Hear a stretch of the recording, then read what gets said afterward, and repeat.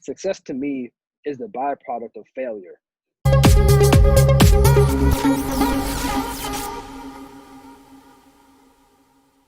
Hello, beautiful people, and welcome to Anyone Anywhere podcast. So today I have the pleasure to have with me Kyle Kendricks Maxwell. So let me do a quick intro about Kyle. So Kyle Hendricks, it's a music and advertising executive. He is also the CEO of Art and of Music Entertainment and Vivo Media Group. So Kyle, first of all, how are you tonight, my friend? I'm doing great. Actually, it's 12 o'clock in the afternoon over here, so I'm doing great. Nice. No, it Thank seems you for that having it's me, man. Shan. I appreciate it. No, thank you so much. And I was seeing your IG, and it seems the way that you share your information, but we will go there. It's very motivating, but at the same time can touch in some oods, if you can say it. But for the ones that don't know you, can you tell me a little bit about yourself, please? So I'm a 22-year-old entrepreneur, basically. I started Heart of Music Entertainment. That's the first company you introduced in 2017, about almost 4 years ago. And yeah, started that with just me. I had no connections. I don't come from extremely wealthy people. I don't really come from a big city. I'm from Berlin, Maryland. And I'm in the United States. For people that are not aware of that, I'm in the United States. My population in my city is like 6,000 people in my city. So it was a very, very, very small city. And so I started back in 2017. My life was I really wasn't on the right track. I went through a life-changing moment. I guess we'll get into that in this interview. And I basically started the label, just me. I'm working with artists. Basically, what a record label is basically, just with sports.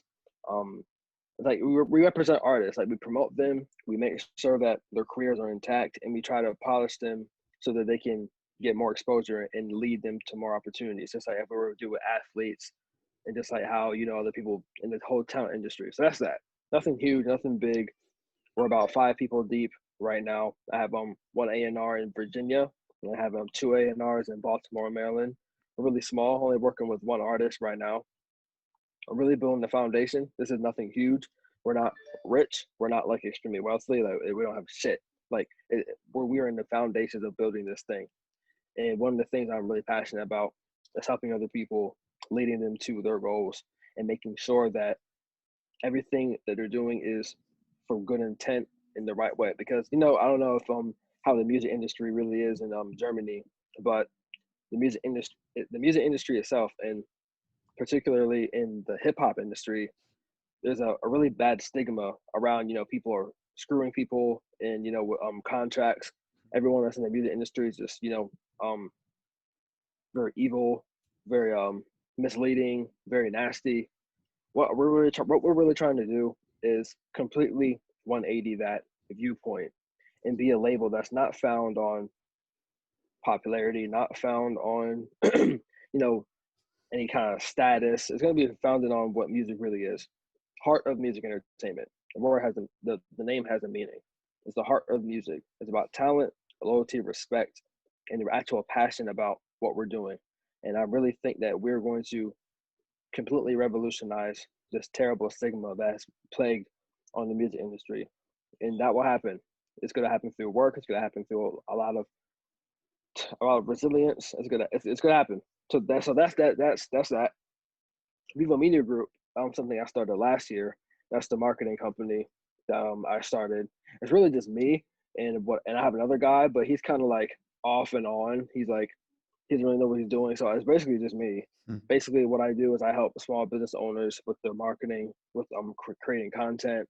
Like the stuff you see I post on my page, I literally charge people to do that for their businesses. That's basically all it is.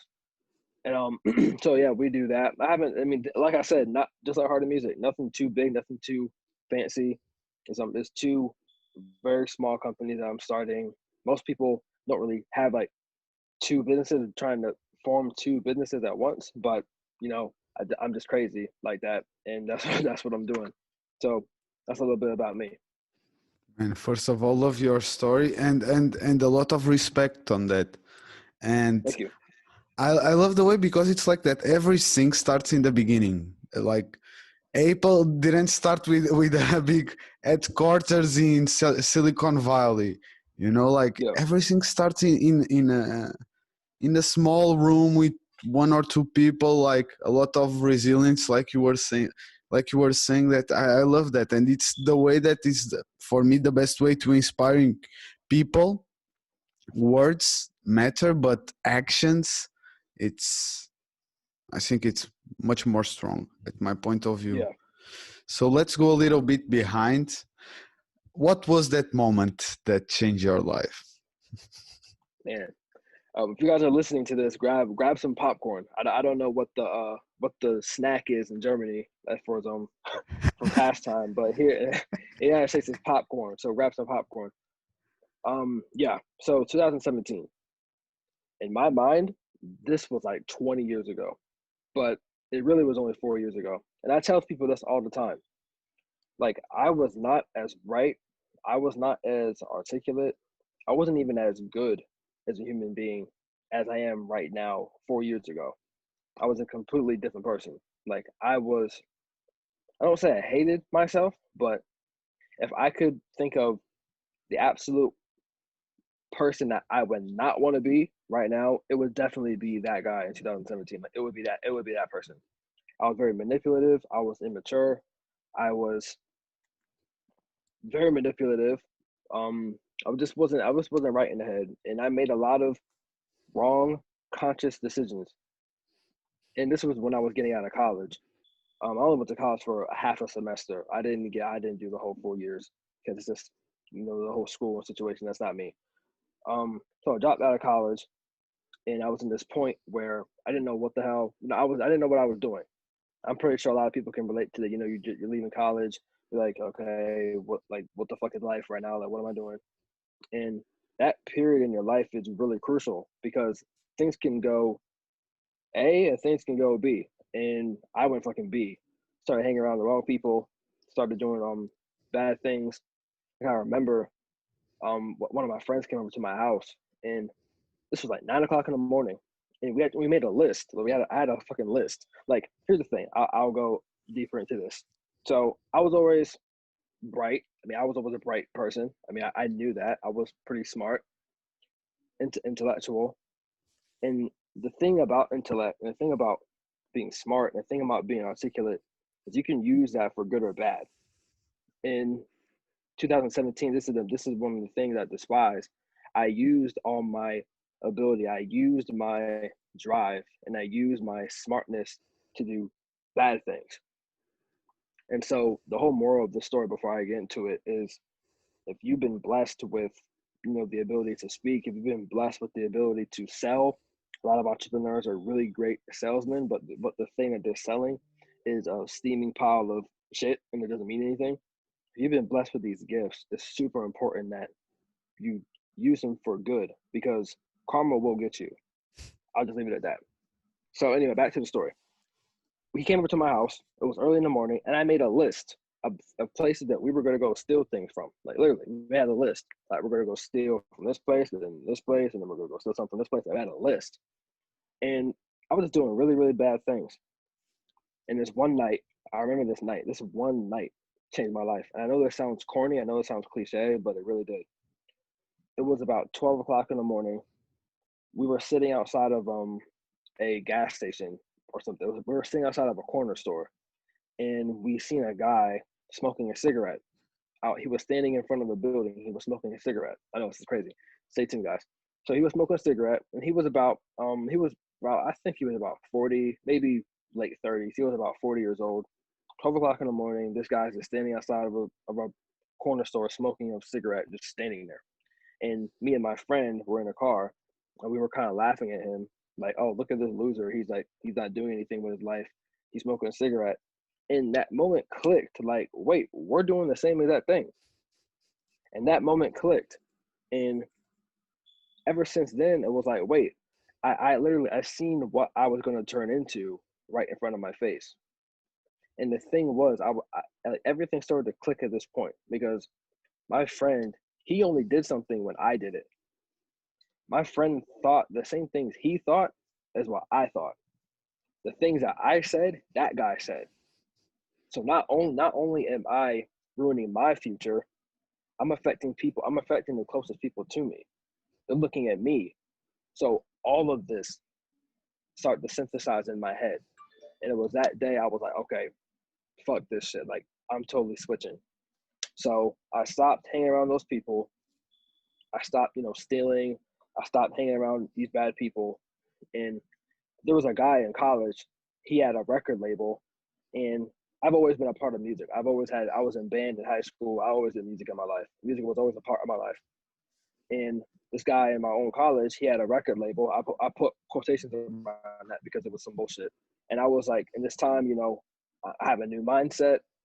I got rid of the old friends, and I'm like, fuck it, I'm gonna just start a record label. Because I always knew about music. I knew a little bit, but I want at that time I was so destined to start something. I wanted to be, something. So I started Heart of Music Entertainment. That's what it was. I never changed the name. That was a name forever. It was literally just me. And in my mind, I wanted to take my intellect, I wanted to take my smarts and take my musical talent, and I wanted to do that in a positive way. I wanted to help people, and I wanted to help build artists, brands, and I wanted to create something. And as time went on, I went through many shifts. I say the first year, 2018, 2017, 2018, I have to say I did have a little bit of that sleaziness in me still, and I did a lot of sleazy things. So it took a while for me to, and that's everyone. Like, I'm sure you, the way you are right now versus last year, like, you're a total different person, I'm sure, and that's for a lot of us. So I like to reflect yearly on myself. A lot of people, they compare themselves to yesterday, or they compare themselves to last week, and I think that's very foolish. We need to compare ourselves if you have to. I think we shouldn't be doing that at all. But if you must compare yourself, if you must judge yourself, please judge yourself yearly. Take a look at, what's today? December 10th, 2020.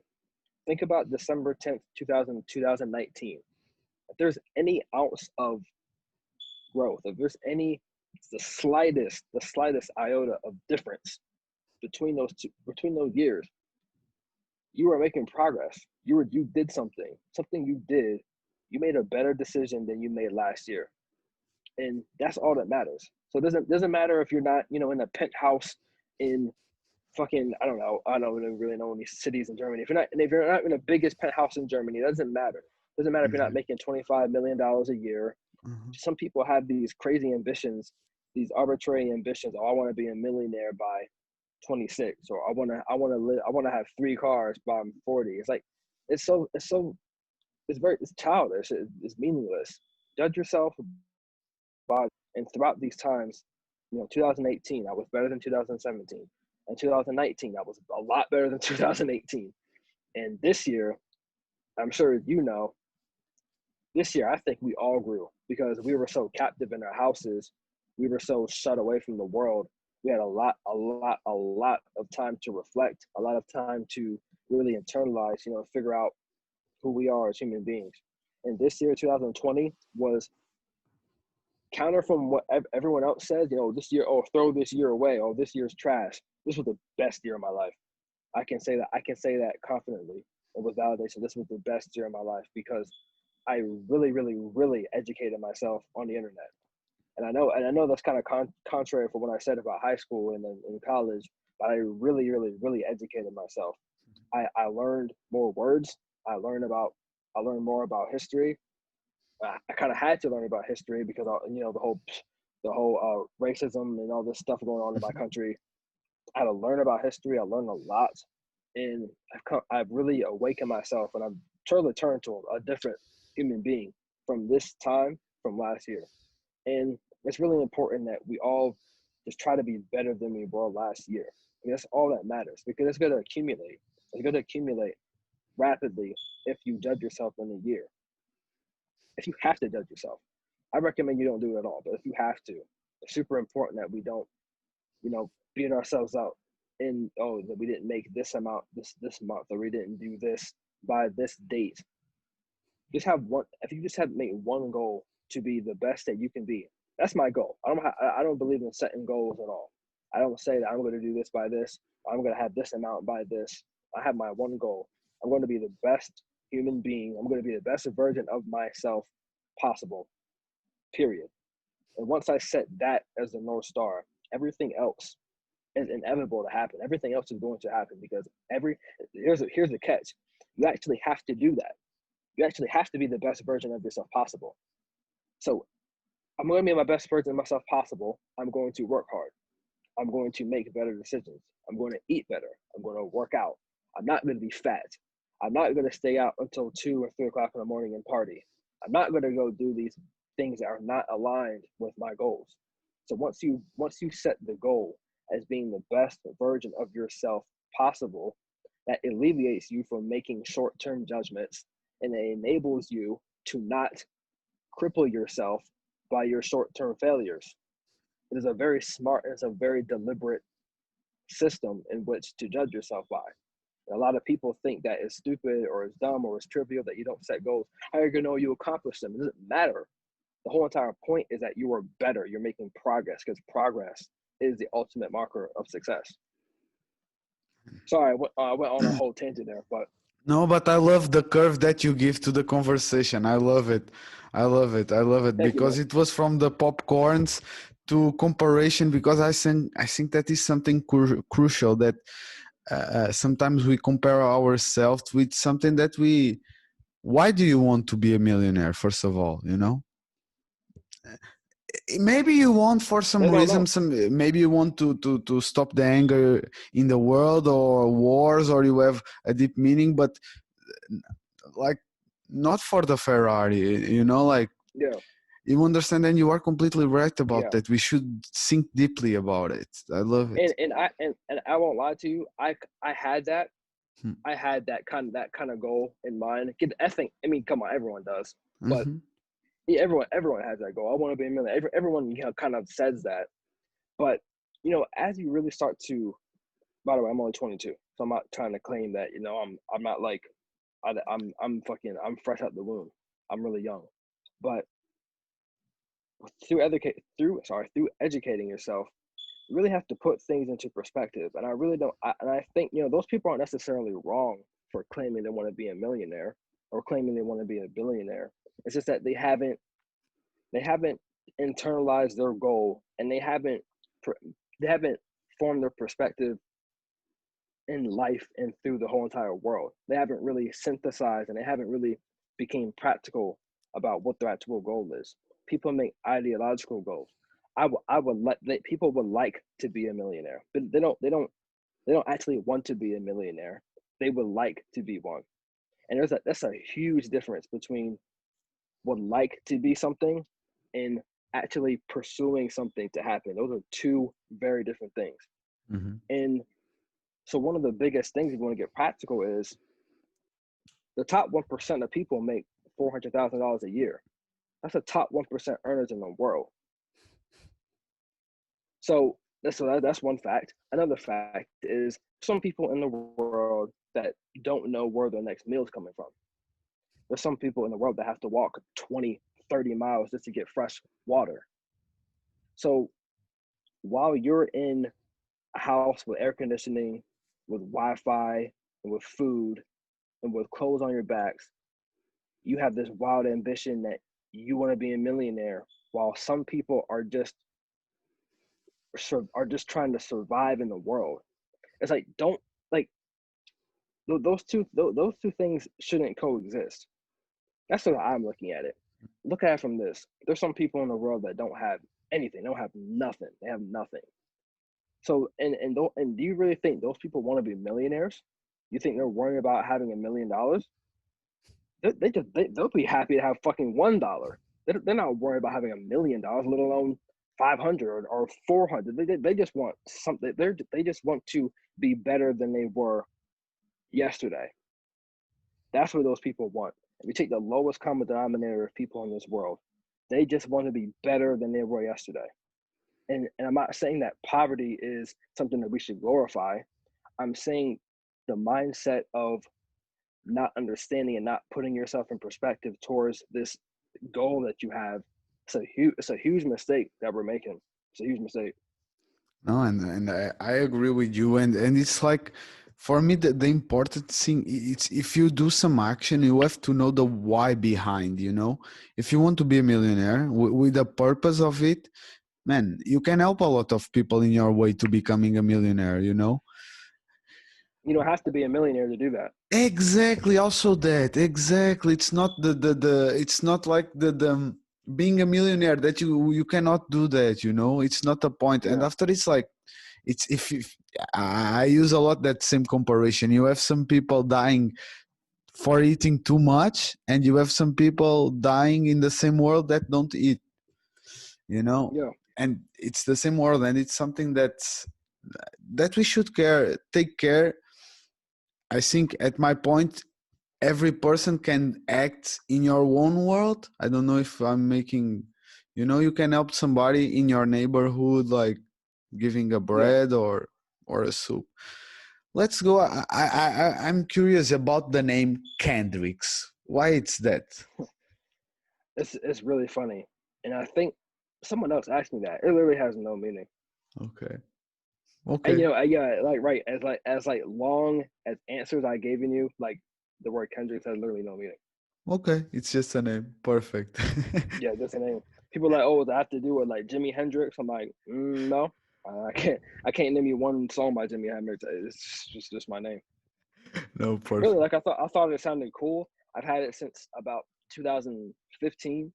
Yeah, the only thing that's changed is the way I spelt it. I changed the way I spelt Kendrick a lot, but Okay. the word Kendrick means absolutely nothing. And why it's that? Why you changed the way you spell it?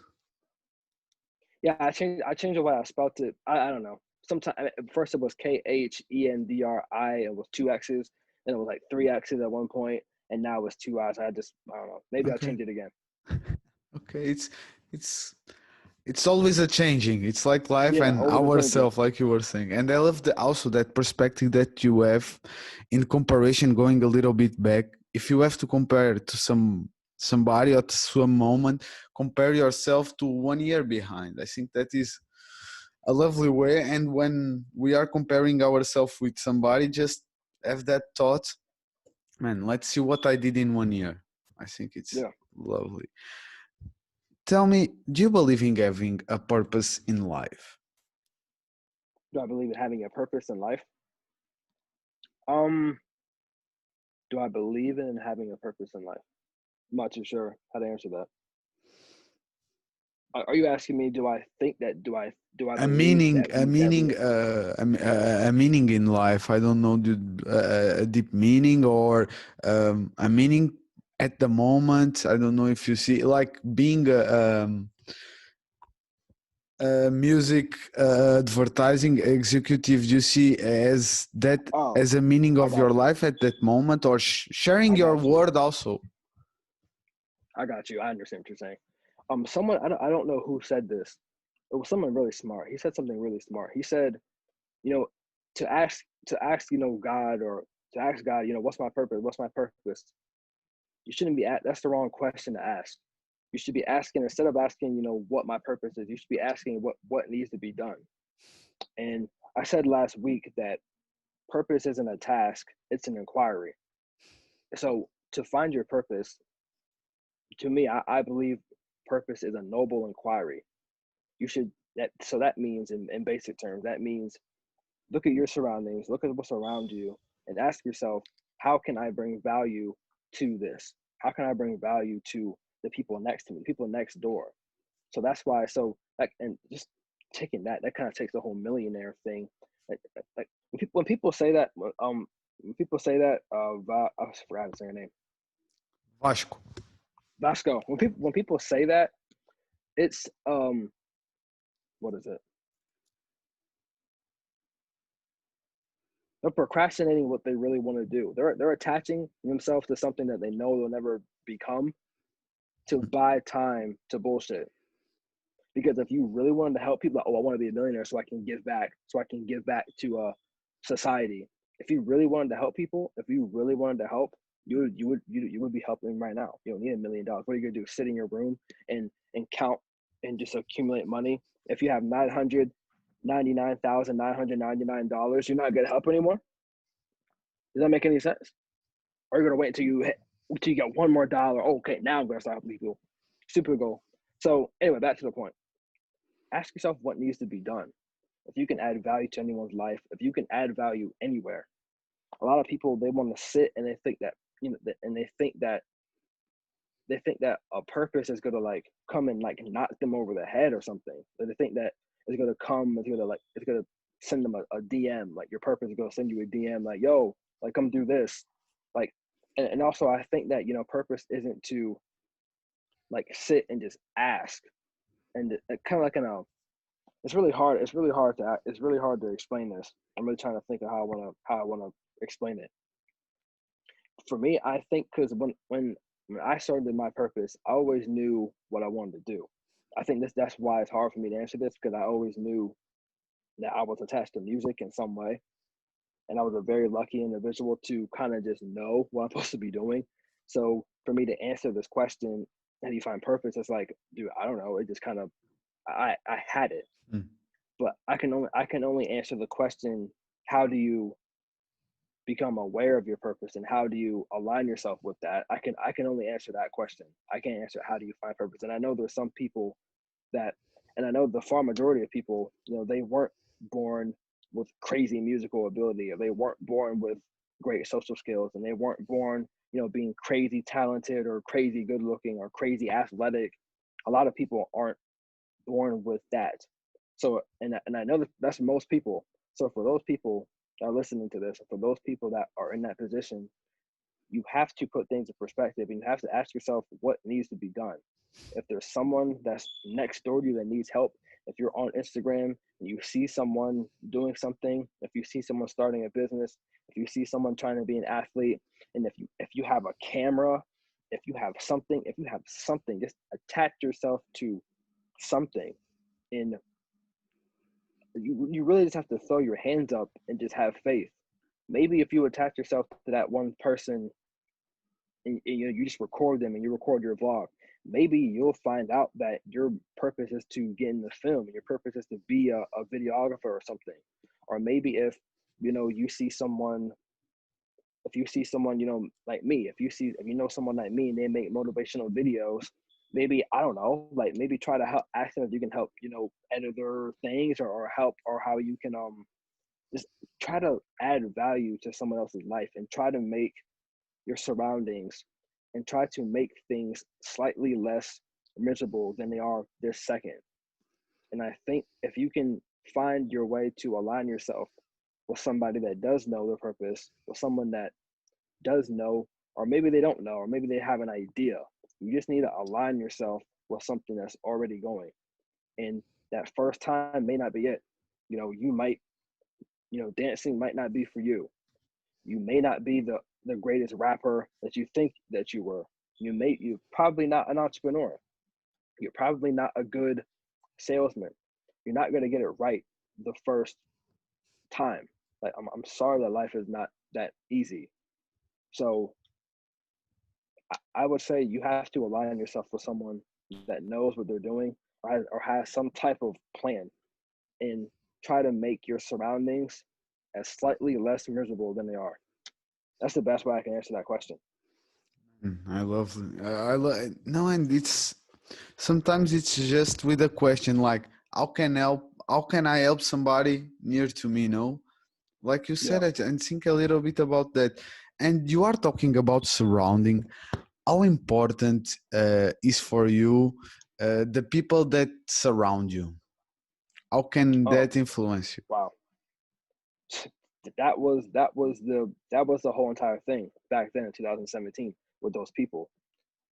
There's that classic saying, if you hang around five broke people, you're going to be the sixth broke person. If you hang around six rich people, I guess you're most likely to be the seventh rich person. So you really are a product of your environment if you choose to be. That's the thing. We have the free will to choose our environments, most of us. we may not think we do, but we definitely do. And if your circle is like, if they're negative, if they're, if they're cynical, if they send you like, videos and they send you DMs of like of other people and they're gossiping, like those people are not, they're not helping you. And that's why it's important to know where you are, where you are going in life. It's really hard. I hate talking this. I hate talking about stuff like this because it requires so many other, it requires so many other things. Like if you don't know your purpose in life, it's like, why audit? Why, like, someone's not gonna understand why they have to audit their friends. They're not gonna understand that. If you just wake up and you're just like, oh fuck it, I'm just gonna, I'm just gonna be alive today. I'm gonna go see my friend John, and we're just gonna go kick it and drink beer all day. That person, particularly that person, they have no reason to cut off John because they're just living. But to make this answer more contextual, if you're not happy where you are right now, you seriously need to see your surrounding people. If you're not happy where you are, if you get home after work, if you get home from your business and you're fucking miserable, you have to make a change. And where it starts, if you have to see the people that are around you. Because when I was around those people that didn't want to work hard, that just wanted to steal stuff, they didn't want to build anything. They just wanted to go and party and go to the club every single night. In 2017, I went to the club every single night of my life. Like that was my job. Like I went to the club to have party, to have drinks and party and get drunk. Like that was it. Like that was my life. If you are unhappy, you have to cut out those people, and you have to align yourself with a goal. It's really hard, man. You will see a significant difference if you audit those 4 to 5 people, and you don't. And opposite from, Gary Vee talks about this a lot. He says, you don't have to cut them totally off. You can just, limit your time. Well, I'm gonna say, fuck what Gary Vee's talking about. I'm telling you, listen, Kendrick's is telling you to cut those people off, because the fact of the matter is, if those people aren't adding any value to you, what is the use of keeping them in the loop for? Now think about it. If those people aren't adding anything to your life, what the hell is the purpose of keeping them around? There's no purpose. There's no reason why you shouldn't be upfront and say, yo, like, Vasco, like 3 weeks ago, I cut off one of my best friends. I told him, because we did not see eye to eye, and I told him, I'm like, yo, we're not, like, he said some wild shit, and his life was going in this negative slope. And I just said, bro, we can't be friends no more because you're not aligned with my goal. I literally said the verbatim. I said, you're not aligned with my purpose and we can't be friends. One of my closest people to me. It wasn't any passive aggressive authority. I just said, you're done. And when you have such a strong purpose like that, you're not playing no games. Like you have no time to play you're not playing any games. You have no time to play games. When you have a goal and purpose, when your eyes are dead focused on something in life, those people that are hitting you up and they want to talk about somebody, or they're sending you a message and they're saying, oh, look what this person did, or look what this person did, or oh, do you want to go here, or oh, and just sending you fucking like memes and funny videos all damn day, and they're not focused on anything. Don't cut those people. Those people they're not doing anything. If you want something in life, you have to surround yourself. You have to be around people that want something, that are going towards something, that wake up in the morning and they want to do something. Even if that means cutting off someone as closest to you as my friend, you have to be willing to do that. You have to be. If not, you're sacrificing not being lonely for your goal. And that's stupid. That's the thing. They don't want to be alone. They don't want to be alone. They would rather be accompanied by mediocrity than be alone in purpose. It's true. Yeah. I think it's a lot about that. It's a lot about staying in your comfort zone. It's staying in what you know. And sometimes if you don't know what is your purpose, it's easier because at least it's your comfort zone. At least you know that John and Bill, we go every night, drink a beer at 7 o'clock, Yep. And it's just another day, and it's just living, like you were saying, like It's our comfort zone. yeah.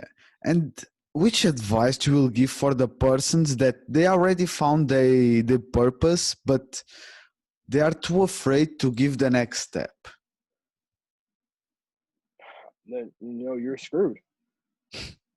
Yeah, I mean, I don't know. I don't know. That's not your purpose. If you're scared, then you must not really want it. No, I'm not in the business of motivating you to do something that you know you're supposed to be doing. Like, let's say hunger, for instance. When you're really, really hungry, like you're really hungry. Like, when's the last time you were really hungry, Basco? When's the last time you were fucking like you would literally eat anything you've seen? Like, seriously, when's the last time? Man, I don't remember really. To be lying to you, I think, man, I thank God I never had that occasion, like Yeah. hungry to kill somebody. Let's pretend maybe you were on the go somewhere and you were just really really busy and maybe you skipped lunch or you didn't have time to eat. Let's Mm-hmm. think of the last time you were really hungry. Let's Like, see. can you remember that time? Okay. Yes, Okay, maybe, yeah, a couple of months ago. Yeah, I right. had to So that skip lunch, exactly. right, yeah. So I want you to visualize this. Hmm. So remember that one time you were hungry as fuck.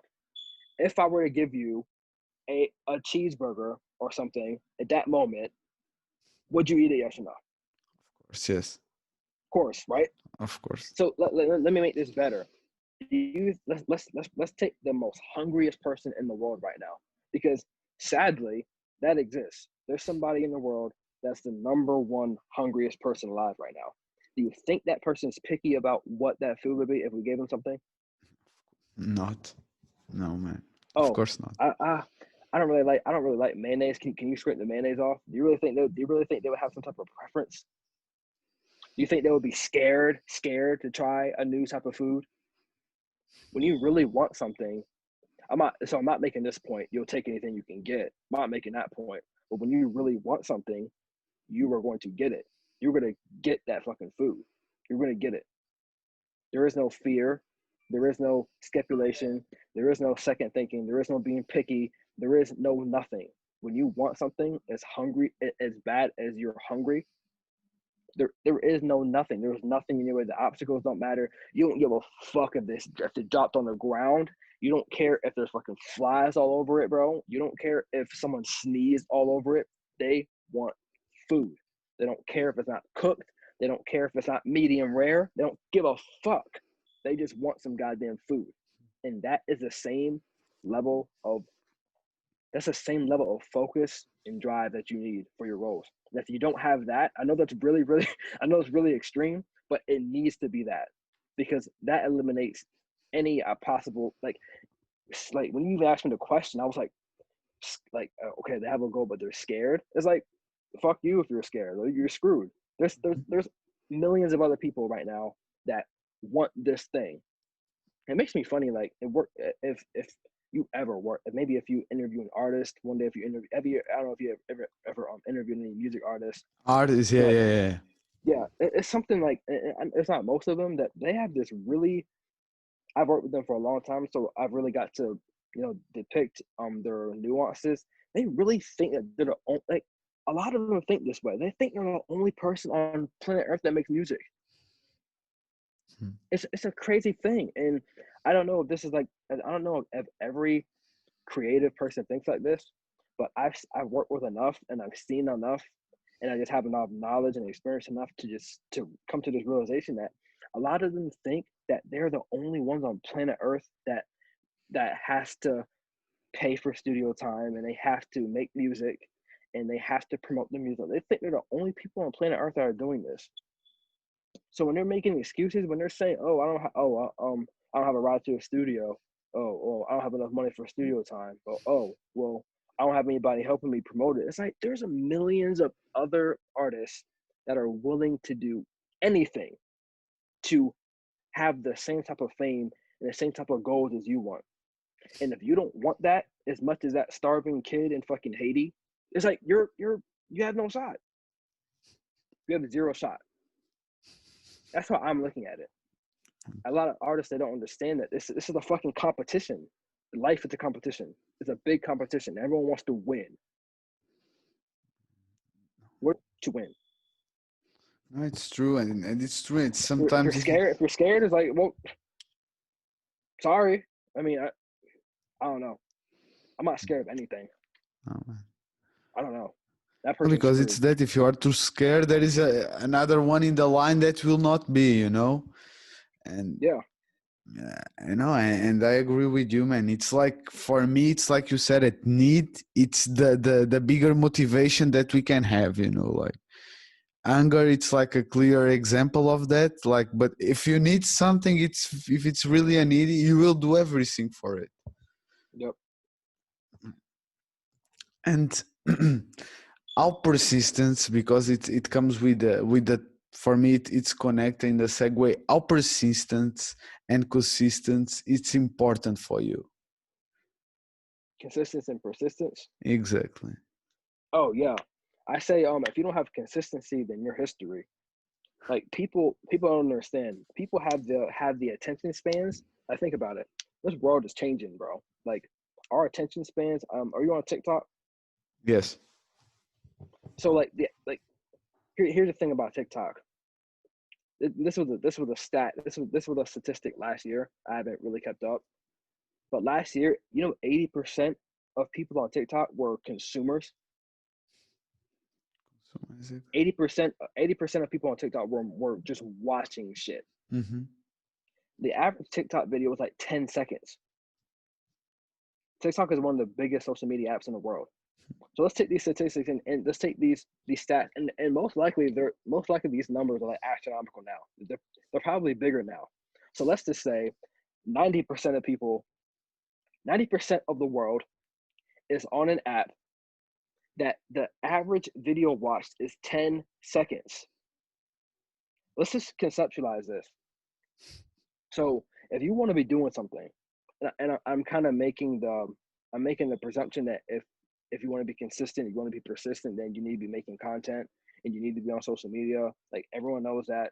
I'm not here to convince anyone that social media is important. If you don't know that social media is important, you're done. Like you're just go sit over there somewhere. Just go sit next to John. So the 90% of the world is on an app that watches videos for 10 seconds. Do you not think that you maybe have to be consistent to like think about that, man? Like 10 years ago, we were all fucking on Facebook, the most boring, mundane app on planet Earth. We were all on Facebook watching like long ass videos. We were all on Facebook on this one thing on a desktop, reading this one thing, and we would read people's long captions. We would consume it. It would be long. We would scroll. We would consume the next piece of content. We would look at it. We would consume it. We would scroll. We would look at the next thing. We would look at it each individually. Each one had a different story. Now, this is us all day long. We're doing this. Oh shit, my fucking camera's moving. We're doing this on our phones. This is how we're consuming stuff. It's fast. It's like we're going through it fast as fuck. So if you're not consistent, if you are not in each one of those slides, if you're not constantly on that screen on Instagram, if you're not constantly on that screen in people's face, if you're not persistently in their view, you are done. You are history. It's just math here. That's what I post 4 times a day on like every platform known to man because I want to be seen. I want to be seen everywhere. It's fucking math. You have to be seen. You have to be consistent and persistently seen, and something will snap. Something will click. Like how do we get on this interview? Because you've seen a piece of content, you've seen what I did, and I was consistent. I was If I wasn't, curious if I yes, and you were alert to it, and also, with your time. content your content can't your content can't suck. Like you can't suck because then no one's gonna want to fuck you. Want to interview me if I was boring as fuck. So you have to be persistent and you have to be good. But the only reason why I'm this good is because I was persistent and because I'm consistent. Because you get better if you keep on doing it. That's why it's so important. Like, man, I don't understand. You have to be consistent and you have to be persistent. Like those two things are are like, that's like, that is like the laws of physics. Like it's like fucking gravity. It's like you have no choice. If you jump up in the air, you're gonna come back down. It's like laws of physics, dude. You have to be consistent, or you have no shot. Because people are fucking going through stuff like this, and we're bored, and we watch stuff for 10 seconds.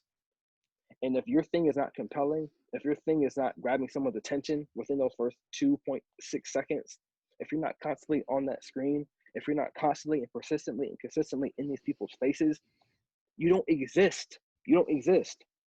It's not like how we used to watch, TV back in the day, and we had to wait, and we would all anticipate, and we would wait till 4 o'clock for fucking Grey's Anatomy to come on. It's not like that anymore. We can literally go on anyone's page, and we're constantly in the feed. We're constantly consuming content. 90% of us now, like the audience is bigger than the people making stuff. So that's a big problem. There's more people consuming content than making content. So that's like a huge oversaturation of consumers. There's more consumers than people making things. That's just the way it is. So if your audience is this goddamn, my arms aren't on the screen here. If your audience is this goddamn big, and there's only like a small portion of people making stuff, how on earth are you going to catch these people's attention? How are you going to catch their attention? How?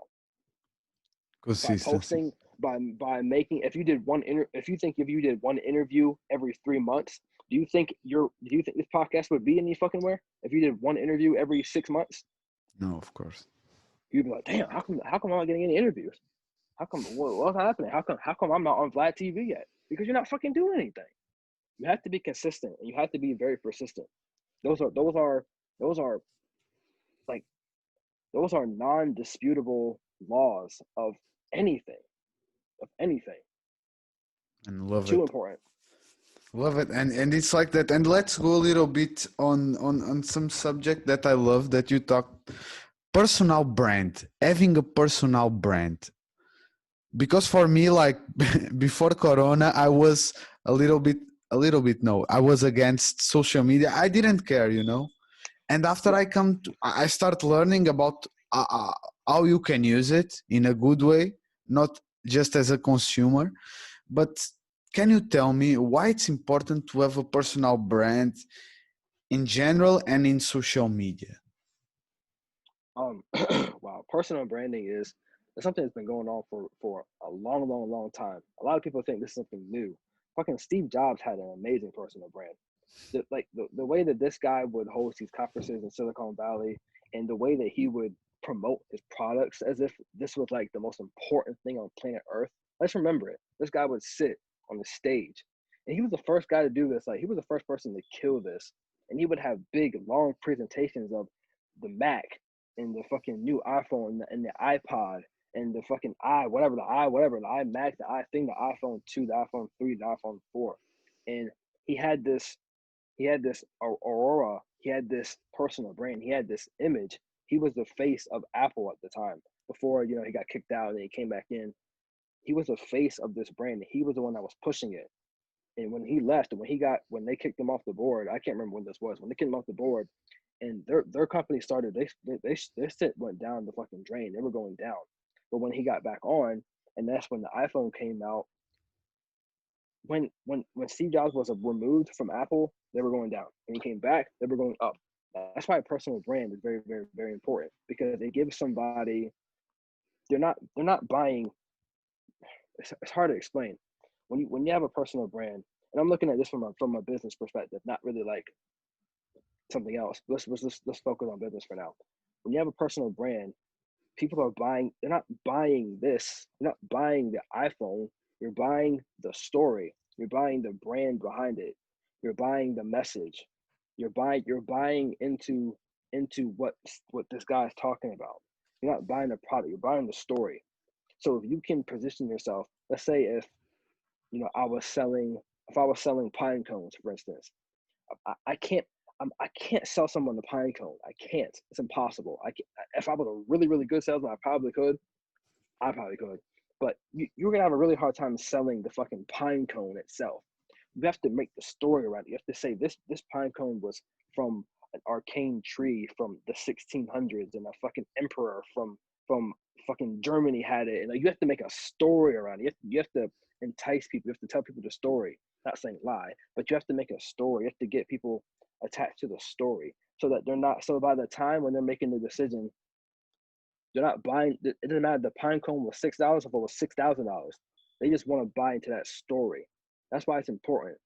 And I know the way I just described that comes off like it's manipulation, but it's not, because if you're actually passionate about this pine cone and if it has a great story, that needs to be said. Just in the beginning, when I started Heart of Music Entertainment, I didn't just come out and say, all right, well, I'm a black guy and I have a record label, sign here. It wasn't like that. I had to tell my story and made it compelling. I'm telling people, hey, did you know 3 months ago I was stealing stuff and I was a fucking savage? Like, I'm telling people the story. Because when you have a meaningful, and you have to tell the story, and you have to have a personal brand, and you have to separate yourself from the company. I was telling a client from Viva Media a lot earlier this year. This dude was, I don't know, this dude was crazy. And we were working on his page. We were working on his Instagram page, and it was an anonymous page. He was selling apps. It was an anonymous page. Meaning it was a page, and it was like the page was, it was selling apps, and he was trying to sell apps to people, and it was just a page. And the owner of this page, he had an Instagram page, but he wouldn't push his company. He wouldn't push it. And I know everyone doesn't.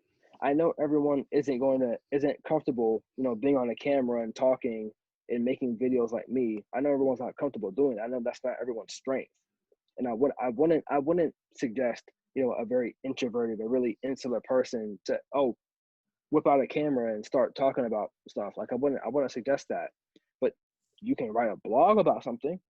You can maybe, this guy posted pictures. I'm like, how about you post a picture about this? How about you push this? Or how about you make a video about the top worst apps on the App Store, and just say something about that, and say why these apps suck, and say why they sucked, and then say what we do different making apps. We do this, tell the story of it. And he didn't want to do it. And he was wondering why his page wasn't growing. He was wondering why he wasn't getting any clients, why he wasn't getting any traction. My bro, there's no fucking story. You're just selling apps. It's fucking apps. No one buys stuff. The jacket you're wearing right now, I don't know what brand is it. There's a brand behind that shit. When you go in the store, there's a fucking brand. You're buying into the brand.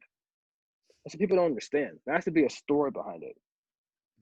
I love it. And you already give it, I think, some tips for business in general, but which tip do you will give for small business, in particularly in these times that we are passing, in these corona times, how they should adjust? Oh, I'll give you a great example. So as far as the music industry, a lot of people, everyone, basically, there is no, the whole live event industry, that's like done. There's no concerts. There's no Rolling Loud. There was no South by Southwest. There was no Coachella. There was none of that. All that stuff was done. And a lot of these brands, they converted into live streaming events. And live streaming events had I just read something this morning. Live streaming has taken off this year. And they didn't wait. A lot of artists were performing on live stream. I think Travis Scott, he had a whole performance on Fortnite. There was fucking almost 1 million people there on this concert on Fortnite. There was almost 1 million people at this fucking concert. So, and I know that's kind of extreme, but for small businesses to understand that during these times, you have to look at what these big companies are doing. They're shifting. They understand that they can't be outside. So let me live stream. So maybe if you had like a store, maybe you were selling muffins in like a store or something, and the big guys in the suits and jack boots came in. They said, "Hey, y'all gotta shut down." E-commerce and direct to consumer, that's constantly growing at a very fast rate. A lot of companies are going direct to consumer, and these brick and mortar companies are getting shut down. They have to close their doors because of regulations and the whole CDC and shit. And the thing is, they should have seen this curve coming. I remember a couple of years ago, couple years ago. This was about 2 years ago, and I seen that they were opening a movie theater near where I live, and I look into a lot of stuff, and I read an article that was saying that the movie theater industry was declining rapidly. So I'm like, why are these people making a movie theater when the whole movie theater industry is in decline? So that, I don't know who owns that, but that person obviously wasn't paying attention. And what just came out this year about AMC? What is AMC doing? They're fucking renting out their theaters for like $100. You can rent out the whole theater for $100. They're totally diluting their brand, and they're totally just throwing up their hands and say, "Hey, take our brand for $100." Like, it's just, they might make some short term benefits off of that, but at the long term, they're diluting AMC theaters, and they're diluting their brand. And they should have went direct to consumer. They should have went OTT a long time ago. AMC. I don't. Do they have? I'm sorry, I'm talking about a lot of American companies. Do they have AMC in Germany? Man, no, I think if I understood AMC, it's a little bit like Netflix, no? Like us. So It's you're going following me. in that way that you mean, Yeah, AMC is like a cinema. they're cinemas. But the thing is, look what happened to Blockbuster. Blockbuster got totally wrapped out of Exactly. business from Netflix. AMC, they said a couple of years ago that they weren't going over the top like Netflix, like Hulu, like they said that they Yeah. weren't doing that. They were being religious, they were being romantic about having their movie theaters. And now come to the end, and now they're suffering from that. Now it's 2020, and now they're like, oh shit, we didn't make a fucking app. And now we're fucking plummeted. Now we don't have enough capital to make a fucking app, because that would take more money. So let's just rent out our movie theaters for $100. Now they're suffering the consequences. So during these times, it's really important that you stay prepared and you make these transitions. So if you're selling muffins, like you have to make a website, sell the muffins online. You'll make a lot more money that way. If you're doing anything, you have to switch. You have to be always prepared on where the market's going. And I really don't remember your question, but No, but it's it's always advice for small business going yeah, digital in general, let's say. But yeah, you are giving. yeah. You have to be really, really, really prepared. That's super important. And to not be not to be religious about what you're doing, or or take it, or be emotional about what you're doing. Like, oh, we're not gonna have an app because everyone's doing it. Like, great example, Quibi, for instance. I was on Quibi's ass ever since they started. You know Quibi, right? No. Quibi, that's even better. So Quibi was, Tell me. they were like they were an over the top. They were a streaming platform like Netflix, and Okay. they started earlier this year. And Okay. the thing is, they didn't their content. They had really great marketing. I'll give them that. They had really great marketing, and all the biggest companies in the world, like Disney, fucking Warner Bros. They fundraised over $2.5 billion. Hmm. They fundraised a lot of fucking money. Fuck. And one of their biggest issues were their content was all right, but they didn't do what the people wanted. Hmm. They did what they wanted to do. Their app sucked when they came out, and they tried to blame the coronavirus for them going out, because they recently just went bankrupt. They went out of business. They didn't even last a whole year. They went out of business, like, I think last month, and they were trying to blame the coronavirus and stuff for them going out of business. First of all, if you're a mobile streaming platform for movies, What is the how way? would coronavirus how would that negatively impact content consumption? That means your thing sucks, and they didn't take any of that in consideration. So the whole moral of that story is, listen to what your audience is saying, and that's why it's important to make content. If you're not making content, then you have no context. Hmm. So if you're a small business and you're not making content consistently, what are you making your actions based off of? Off of what Vasco is doing in my head? Are you making your decisions based off of what I think I want to do? That's not right. You have to do what the people want. So if you're constantly making content, and let's say I'll go back to the blueberry muffins example. If you post a picture of maybe let's say you have strawberry muffins this time, and you're posting pictures and you're making content about that. And let's say someone commented and they say, "Oh my God, I love these." That is context. That's data. Now you know what your customers want. You don't have to. And so now when your business closed down, you have no fucking idea what your customers want. You have no idea what they want because you have no type of context on what they want. So that's why it's important to be on social media so they can see, so you can have that context, so people can comment on your things, so you can know what the consumers want, and so you can take that data and say, okay, fuck blueberry muffins, we're gonna start making hella strawberry muffins because that's what the people are fucking with, and you give the people that, and you constantly turn that wheel around, constantly, and constantly. So you have to be on social media a lot if you can afford it. You have to do that consistently and persistently, and make sure you're giving what the people want, and make sure that you are adjusting to what the market is doing, not what you want the market to do. And love it, and it's a lot of good advice, because it's like you said it.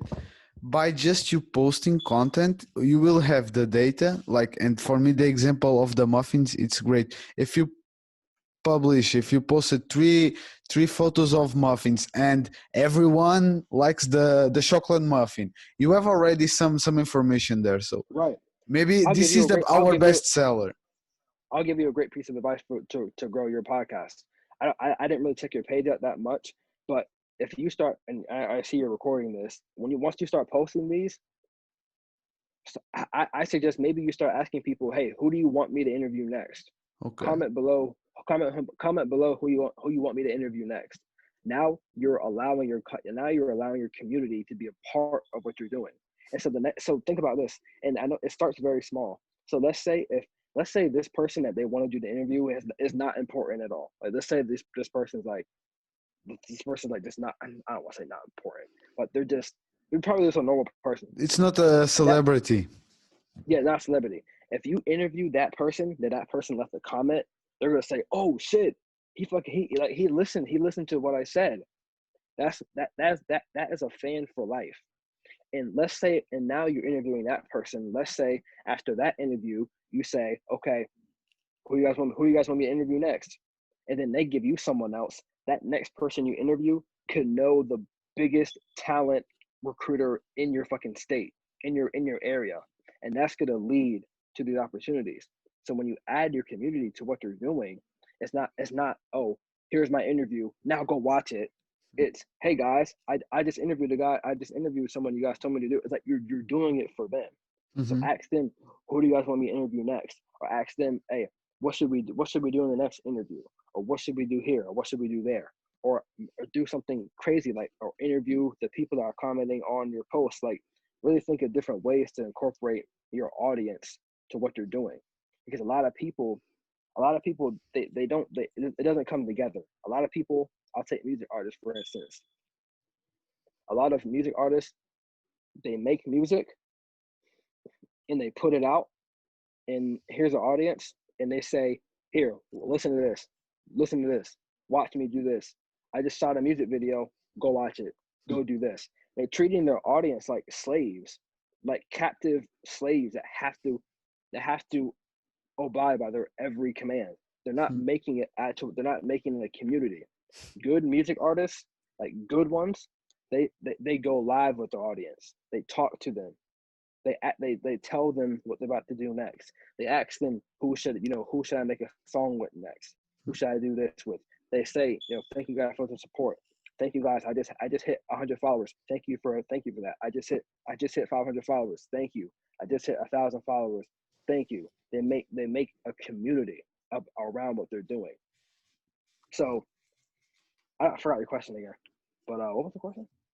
Oh, no, because it was in the follow away of the small business, after you give the example of my podcast. And first of all, I love it. First the tips. I'm still new at this social media stuff, so I started in Corona. Like, I was in Facebook, I was in Mirk, I was like long time ago, but I didn't like that kind of social media that you start to compare yourself too much with the other person's life. So I said, this is not for me. But it's always, for me, it is always some advantage, like you were Yeah. saying now. And Do you have a LinkedIn? yes, I have. Yo, so I have a great tip. I went Please. on LinkedIn. LinkedIn is a great platform.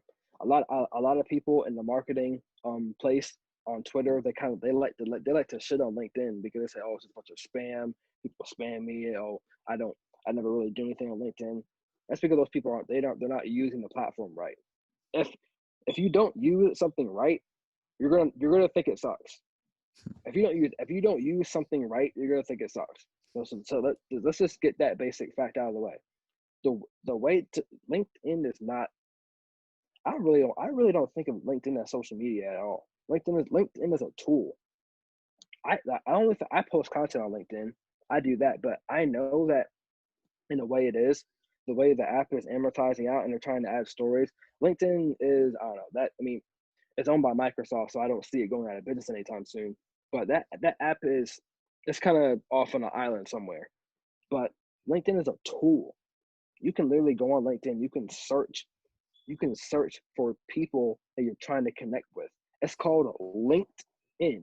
You link in with people. That's what the platform is for. It's not about like I don't know what I don't know how I don't know what people are thinking. What I look at it is you're linking with people. You're making connections. I Mm. was talking to um shoot, this international stuff is screwing up my examples. Is there a what is the water called? What's the name of that water? Is it called something aqua something? I forgot. But I was talking to the CMO of like a huge like it wasn't Fiji water. Is there Fiji water in Germany? Fiji water? Yeah, I know Fiji water. I know Fiji water. Yeah, it wasn't Fiji water, but it was a But similar yeah, type some of brand guy. of what? I was literally talking Mm. to the chief marketing officer of that brand. I was literally talking to them on LinkedIn because I searched that company's name. I can't remember it. I searched that. And I searched CMO. I looked them up. You can literally hit connect. You can hit follow. You can send them a message. You can literally talk to and type in like you can type in the defensive coach for Borussia Dortmund, for instance, the soccer team. You can literally talk to that guy. You can literally type Yeah. in, okay, the head manager of fucking, I don't know, Arsenal. You can literally type in these fucking people and they can pop up and you can talk to them. So I would say, hey, I'm gotta tap the screen to read your name. I take you for granted. I'm Vasco. I just started a podcast. Um, I would love to have you on. I would love to know your story. I would love to know this, da da da da. Da. Let me know if because if the thing is with podcasts, people like to feel famous. Mm. People like to feel important. If you hit up, if you hit up people that are in these high positions that don't get asked to get on podcasts, it's like, oh shit, I'm about to get on a podcast. Like, what the fuck? Like, someone wants to know what I have to say. Those people are 9 times out of 10 going to agree to do it. Now, the thing is, you have to. These people are busy. These people are, they have a lot of things to do. But if you would take time and like to reach out to like 100 or like 200 people in your area of what you want to do, as far as like, I don't know a whole lot of things in Germany. As far as like these like people, let's say sports people, or if it's people in like the rap or whatever it is, if you hit these people up on LinkedIn, like the high level ones, Mm. that's going to give you a lot of exposure. And those people might know next people and people that know other people. And then 5 or 10 years, you have your own segment on fucking YouTube. Like that's how it works. Love it. Man, I love the idea and it's so practical, man. Thank you, man. Thank you, Yeah, Kyle. It's very practical and I will use it for sure. All of them, I will think no about it problem, and I man. will worry it. Thank you, bro. Yeah, man. Thank you so much. Now I wanted to ask you, let's deviate a little bit. How do you describe your mindset? How would I describe my mindset? Wow, that's a good question. No one's ever asked me that before. That's an interesting question. Um, I'm a little. That's the thing. I'm a little like. I'm a little like cuckoo. I'm a little crazy. So my mindset is pretty weird. My mindset is I don't know, man. You're asking the wrong person. But instead, I answer this question. You have to. I don't know, man. I really don't know how to answer this question. It's like asking a blind person, "Wait, what color is my shirt?" It's like I don't fucking, I can't see, man. I don't even know. I'm not aware of my mindset. No, no. I've been through so much shit. I've been through a lot. I've been through a lot of trauma. I've been through a lot of things that normal, average people would like be done. Like they would just be done. They would just give up. And my mindset, I guess I'll answer this. I always I think about my why, like why I'm doing this, because I want to, be a good person. I want to be the best person possible. But if I were to really think about my mindset, it just has to be like I'm not coming back. Like this is it. Like this is it. I have a this is it mindset. Like I'm not coming back. I'm not gonna have another chance to do this. Like you're gonna like tomorrow, like you could be like a fucking who's to say a fucking meteor when it come on planet Earth and just and destroy half of Germany and fucking people like who's to say that's not gonna happen? Like we don't know what is gonna happen tomorrow. This could be your last day, dude. You can close this computer. I'm God forbid it doesn't happen. We can have a great interview. You can say, hey, see you, Vasco. Yeah, I can't wait to go do that new strategy that Ken just told me about. And boom, you can have a heart attack and die. Yeah. And then you wake up in the hospital the next day and they revived you, but you're fucking paralyzed. Like shit happens all the time like that. That's true. And when I think about things, if I face adversity, I'm like, well, at least I'm not paralyzed. Well, if I lost a client, well, at least I'm not totally bankrupt. If I lost an artist, I'm like, well, at least I have. Like, I'm always thinking, at least I have this, and I'm always thinking, well, this is it. And I'm totally numb to a lot of things. I know that's not good. I kind of have that psychopathic numbness, like this kind of no remorse thing about me. I'm numb to a lot of things. I'm emotional. I cried about, I think I cried 3 times this year. I don't know if that's a good number. I don't know how much the average person cries a year. I think I cried like 3 times.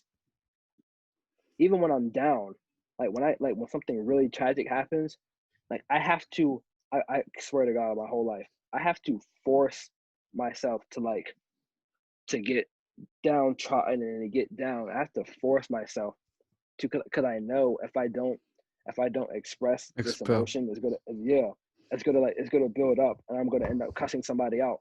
So I have to force those tears out, cry, Kendrick, like get those tears out. Like I have to beat myself up to do it. So my mindset is, this is it, and I'm just grateful to be a human being. I don't understand how anyone else could have a different mindset. Like you're not coming back. Like you're not coming back, and this is it.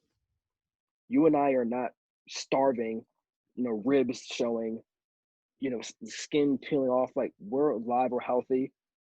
This is it. Like wake up every single day and say that I'm going to do the best I fucking can. Like I'm going to if you're not waking up in the morning and thinking, how can I make this world less miserable? You're making a huge mistake. You have it's all aligned with purpose. When you're aligned with your purpose, so many things that mattered don't matter. Like what other people are doing, how much money other people have, the status of other people, how much followers other podcast interviewers have, how much views someone else is getting, how much likes someone else is getting that they fucking buy that are fake.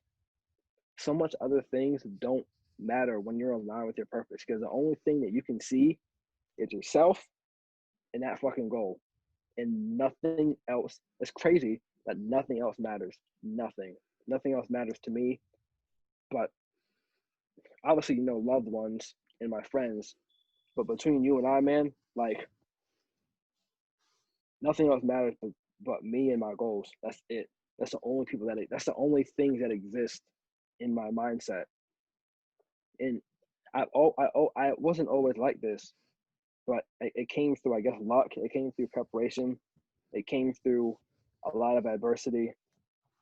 It just came through years and years of focus. It came through a lot of focus, man. Like I put a lot of work. I'm not crazy successful. I'm not anywhere yet. But where I am right now, it took so much work, dude. Like it took so much. Hours and hours of being awake at night, not sleeping.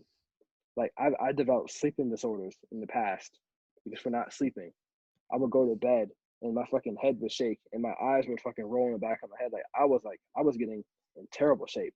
Now I don't suggest people get sleeping disorders, but the thing is like you just gotta see you and your goal. That's it. That's all that matters. In my mindset. That's all that matters. Man, I love it. And exactly like you said it, it's you and your goal and the peoples that you love. If you are pursuing something that you love, you will make other peoples in your way happy. And you were Yeah. talking about this year. What were the big lessons that you are taking from this year in particularly and this situation, this COVID-19? Well, you say you're from Portugal, right? Exactly. But how long have you been living in Germany? 3 years now. 3 years? Okay, cool. So you're from South America. Yeah. So this year, I think, and this is kind of weird, this year was really about due diligence. I think this year, because social media in general, has inflated so big, people aren't thinking for themselves. They're letting the internet think for them, and they're letting the internet make their own decisions. I'm actually writing a book. Drum roll. Actually writing a book. I've been playing this book forever, since 2017. We're gonna start writing it on January 1st. It's called Well-Rounded Fool. That's gonna be my first book I'm ever gonna write. This book is gonna be about, and the thing is, it's really crazy. I was gonna start writing it 2 years ago, but I knew that I was too stupid to write a book. I'm just gonna put it like that. I was too stupid to write a book. I didn't want this book to be just a diary of my opinion and just how I think about things. I didn't want it to be like that. I wanted it to be empirical. I wanted it to have data in it. I want to have facts in it. I wanted it for I want a 50-year-old mature man that has a family and wife and kids to want to pick this book up and read it. And where I was 2 years ago, no one's reading that. No, I probably wouldn't even read that fucking book. But I think now, this year especially, I think now I'm more capable of writing a book that's actually gonna, like hit Hmm. people.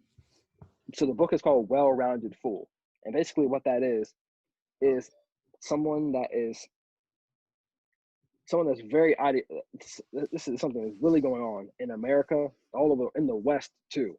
People are very ideological about their thinking, and they're not practical at all. They're complete ideologues in their thinking. They don't know the full story of things. They don't have a full perspective on things, and they form low resolution ideologies around things they don't fully know, and they try to bring more people into it.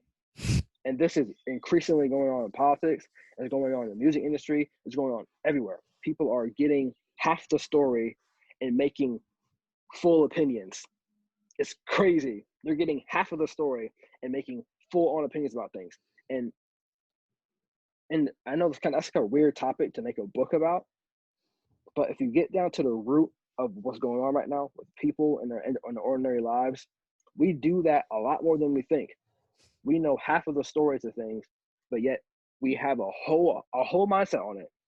We know half the story, and this book is going to be about knowing the full story of things. It's going to be about learning the whole entire story. It's going to be about it's called Well-Rounded Fool. How to break the paradox of intelligent stupidity. That's the subtitle. It's intelligent stupidity. It's going to be about learning things. It's going to be about putting in the work first.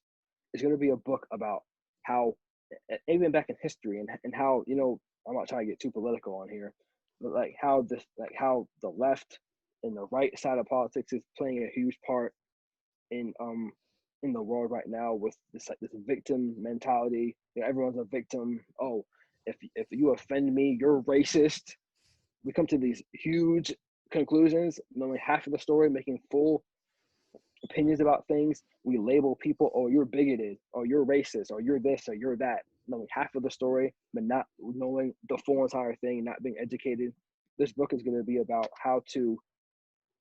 why it's important to do your due diligence on things, how you can prevent ideological thinking, and how you can become practical and become a well-grounded person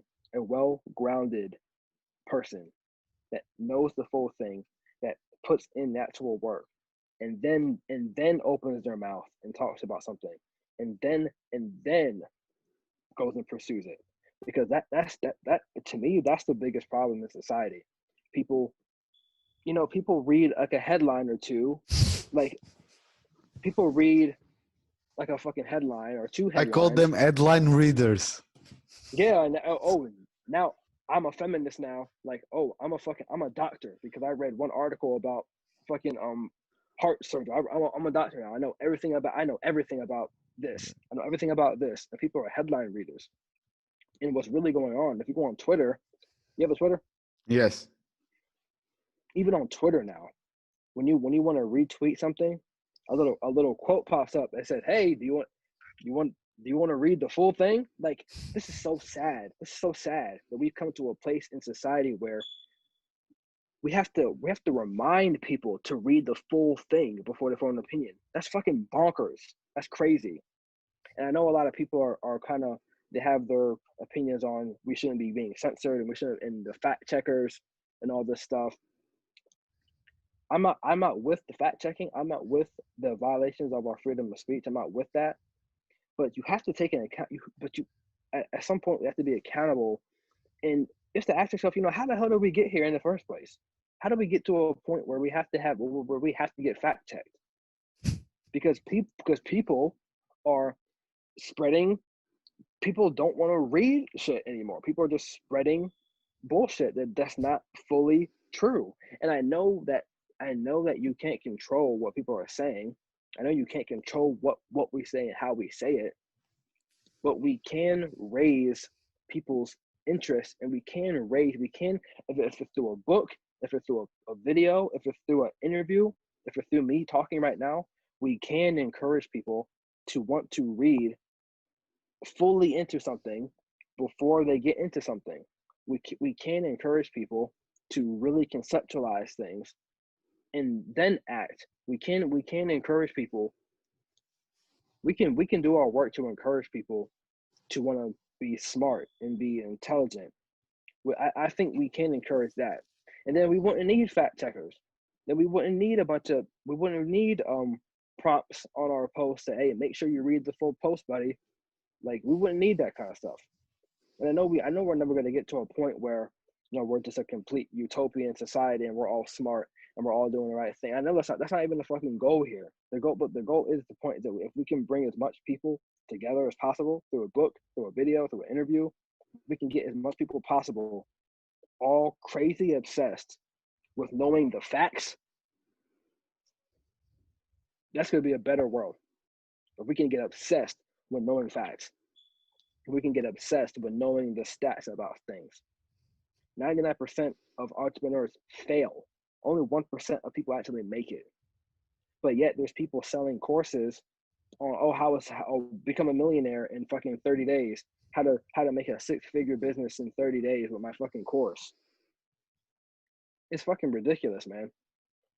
So that's what this book is going to be about. It's going to be about, and that's why I think it's important that I start writing it this year, because everything is so fresh. I don't know if how politics is in Europe, but Yeah, this was an elect. This It's was an becoming election year. hot. Yeah, this year was an election year in the U.S. Yeah.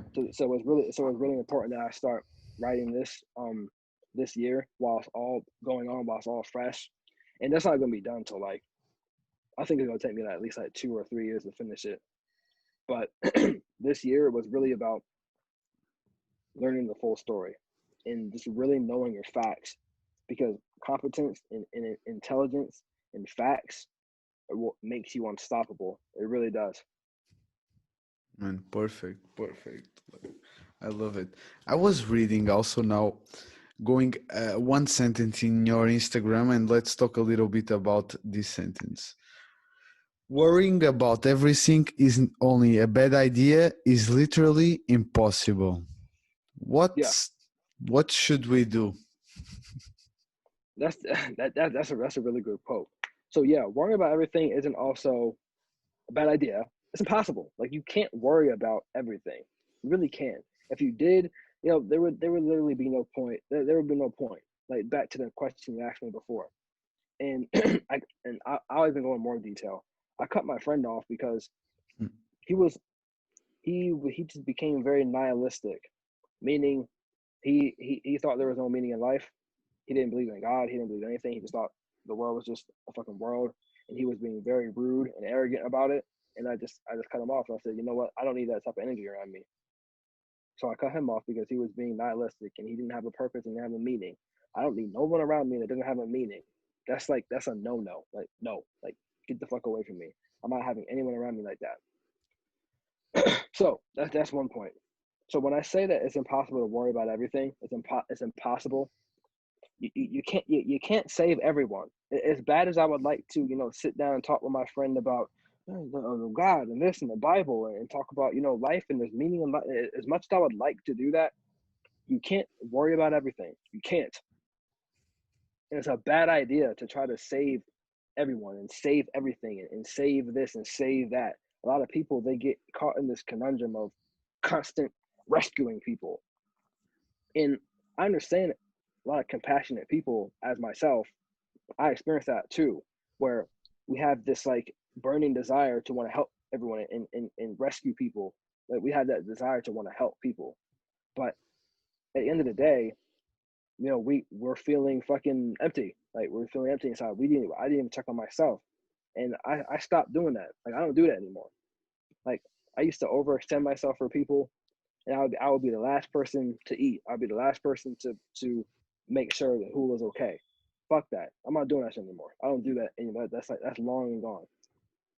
And a lot of people they conflate caring and worrying about things. Caring and worrying are two different things.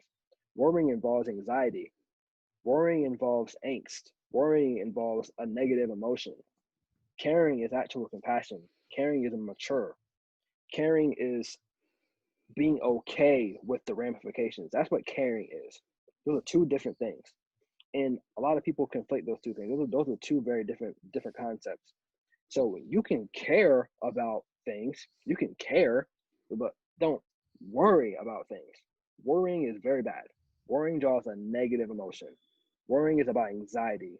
Oh shit. Oh fuck, I didn't get him, or oh fuck, I didn't post today, or fuck, I didn't do this, or fuck, I didn't do that. Like you can't worry about everything, dude. But once you understand that you constantly trying to fix everything, once you understand that you can't be on top of everything, that relieves so much stress. You don't have to. Not only, I'll even add to that quote, not only is worrying about everything a bad idea, it's also impossible. And here's another line, and you don't have to. You don't have to worry about everything. You're not compelled to worry and be on top of everything. You have to be on top as much as you can do. And the key is to not punch yourself in the face just because you fucked up on one thing. A lot of people and trust me, I'm hard on myself. I'm really hard on myself, but I can take it. But a lot of people they'll like they'll be so hard on themselves because they messed up or they forgot to do something or something didn't happen. I just don't understand that. You don't have to be on top of everything. And once you understand that you're not responsible for anybody else besides yourself, it alleviates so much stress. It liberates you to you decide what you're going to worry about. Like you decide. Not people let like the level of other people's agony dictate what they have to worry about. No, you, Vasco, you decide what Vasco is going to take care of. You decide what you are going to care about. Not someone else's screams of terror and horror and pain. That's for that person to worry about. And I know what I'm saying is kind of that it would turn off someone that's like compassionate and wants to care for everyone. But once you understand that we're all the fuck. Oh, you're back. Hello? Back. We're back. Yeah. Can you hear me? Perfectly. I don't know what the hell that was. Once you understand that we are all individual, autonomous human beings, and we all have our own shit, it alleviates so much extra baggage that we don't have to carry. Worrying about everything. I always say this: I don't give a fuck about anything. Like I kind of already told you, I don't give a fuck about anything. That doesn't mean I don't care about anything. It means I don't worry about shit. It's a very sophisticated thing, and I know that me saying I don't give a fuck about anything, I know that kind of throws people off. Like, what do you mean I don't give a fuck? Like, I do that on purpose because not giving a fuck means being equally prepared and okay for anything to happen. So if I'm going into something, if I'm going into like a meeting, I'm prepared for them to say, "Hey, I'm with it. Let's do it." And I'm prepared to say, "You're fucking stupid. Leave me alone." I'm okay with it. I'm okay waking up tomorrow and getting kicked out my house. I'm okay with waking up tomorrow and having my Instagram page deactivated. I'm prepared. I'm okay for anything, because I can't worry about all of life's adversity. You can't worry about it all. You have to take it as it comes. So I'll leave you with this. So once someone understands that worrying about something, once someone understands that worrying about everything is a bad idea, once they know that it's impossible to worry about everything, and once they know that they don't have to, they can have a much better life. Once they understand those three things. I love it, man. I love it. I really love it. And it's like for me, sometimes what is happening, and now you make me think about it. It's sometimes we confuse caring with worrying. You know, Oh, sometimes hell yeah. you get confused. You think that because you are worried about a person, you care, and it's exactly the opposite way Yeah. around.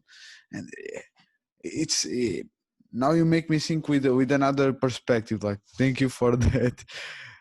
You're welcome, Tell me, man. tell me one thing. What is your definition of success? Wow, that's a good question.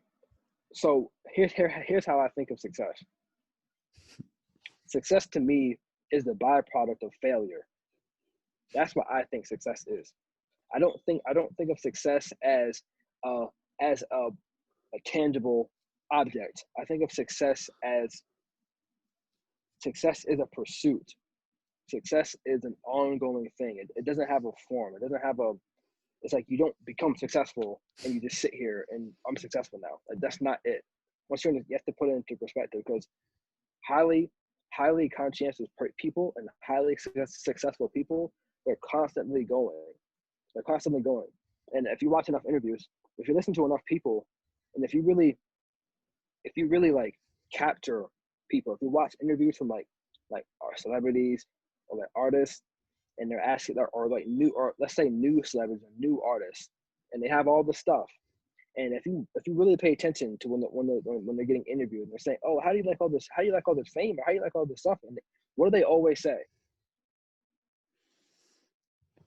What they always say in respect of the Yeah, out of all the stuff, what do they always say?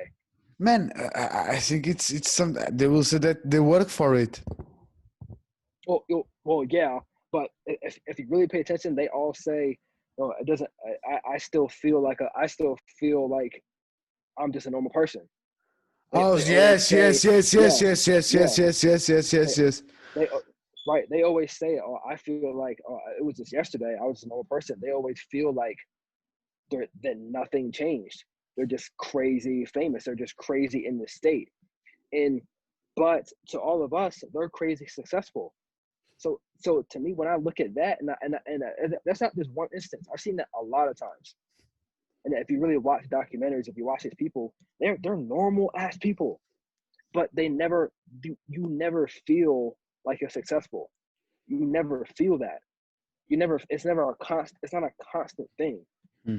No. It's not. It's not an ending thing. It's a constant facade. It's a constant thing that's It's the constantly moving. journey. It's the journey of it. Yeah. So that's how I think about success. Success is failure. So, and the only reason how people get to those things is because they fail. It's because they go through things and they fail, and something doesn't work, and something didn't work, and something else didn't work. Like, let's take Mark Zuckerberg, for instance. He had like 10 other things that failed before he had Facebook. Like 10 other things. Let's think about this now. And each of them, he worked as hard on each of those things as Facebook. So let's just think about that. Let's just take that in perspective. Let's just say that Facebook wasn't the thing that popped off. Let's say it was something else. Let's say it was totally something else that failed and worked. We would all be on that thing, whatever it would be called. Maybe it was called, MySpace. Arm book. Yeah, MySpace or whatever. We would all be on that. But it was through all that failure of things. It was through that failure that he would have never got to Facebook if all those 10 things did not fail. You see what I'm saying? We would never Mm-hmm. had Facebook, and if we never had Facebook, Facebook never would have bought Instagram. If we never had Instagram, I would never make content. If I never made content, I would never be talking to you. You never would have seen that. So success is the byproduct. Facebook is the byproduct of all 10 of those things failing. And it's and here's the thing: how it never ends. How you said you were new to social media, but I'll inform you. Facebook right now versus Facebook 10 years ago, two totally different fucking things. Two You totally can different things. tell me. You can. Completely Inst- different, man. Insta- Instagram in 2011 versus Instagram in 2021, two totally different fucking apps. When the app came out in 2010, it was only pictures. It was only a picture app. That was it. But what was Kevin's system? He's the CEO of Instagram. What did everyone think that Kevin was? He was successful. He made Instagram. He made it. It got sold to Facebook for what, like a fucking $1 billion. He was successful then, but Instagram never stopped. Kevin's system, he didn't just have Instagram and just say, oh, that's it. I'm just never going to touch it. I'm just going to have my hands up. Now we're buying things on Instagram now. Now we have Instagram Reels. Now we have videos on Instagram. Now we can go live. Now we can fucking what else on it? We have fucking DMs. We have so like it keeps on changing. It keeps on molding. The Instagram is never gonna it's never just gonna be one thing. Exactly. It's constantly evolving, and that's how success is. It's always constantly evolving. That's how I think about success.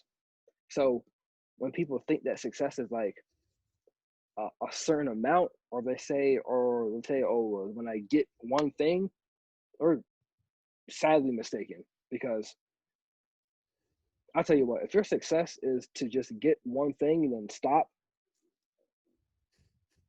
you're in a lot of trouble.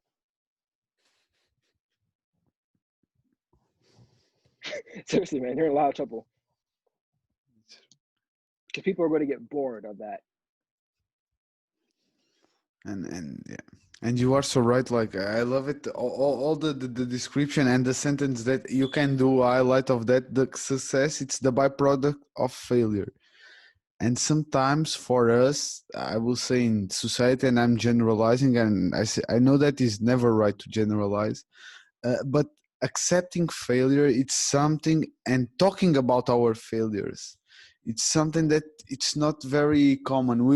I think that we still use social media as the great life that I have, not the real life that I have. It's something that is changing, but Yeah, I don't know if you agree with me. yeah. Social media is definitely it's exposing people, and and the fact that it's exposing people, and so I'll go this way. Social media is really changing. At first, you could trick people into thinking that you were living a certain way. So you could fool some people a couple of years ago. But now I'm thinking, I'm just taking a wild guess here, just from what I'm seeing. Now we're starting to look at those people that are, posing, with big wads of like money next to their ear and next to like private planes and stuff. Like we're starting to look at that with a little bit of cynicism now. We're like, that dude, like he's just fucking faking it. Like he's putting on. It's becoming really easy to distinguish who's real and who's fake, and especially during this year, during the pandemic.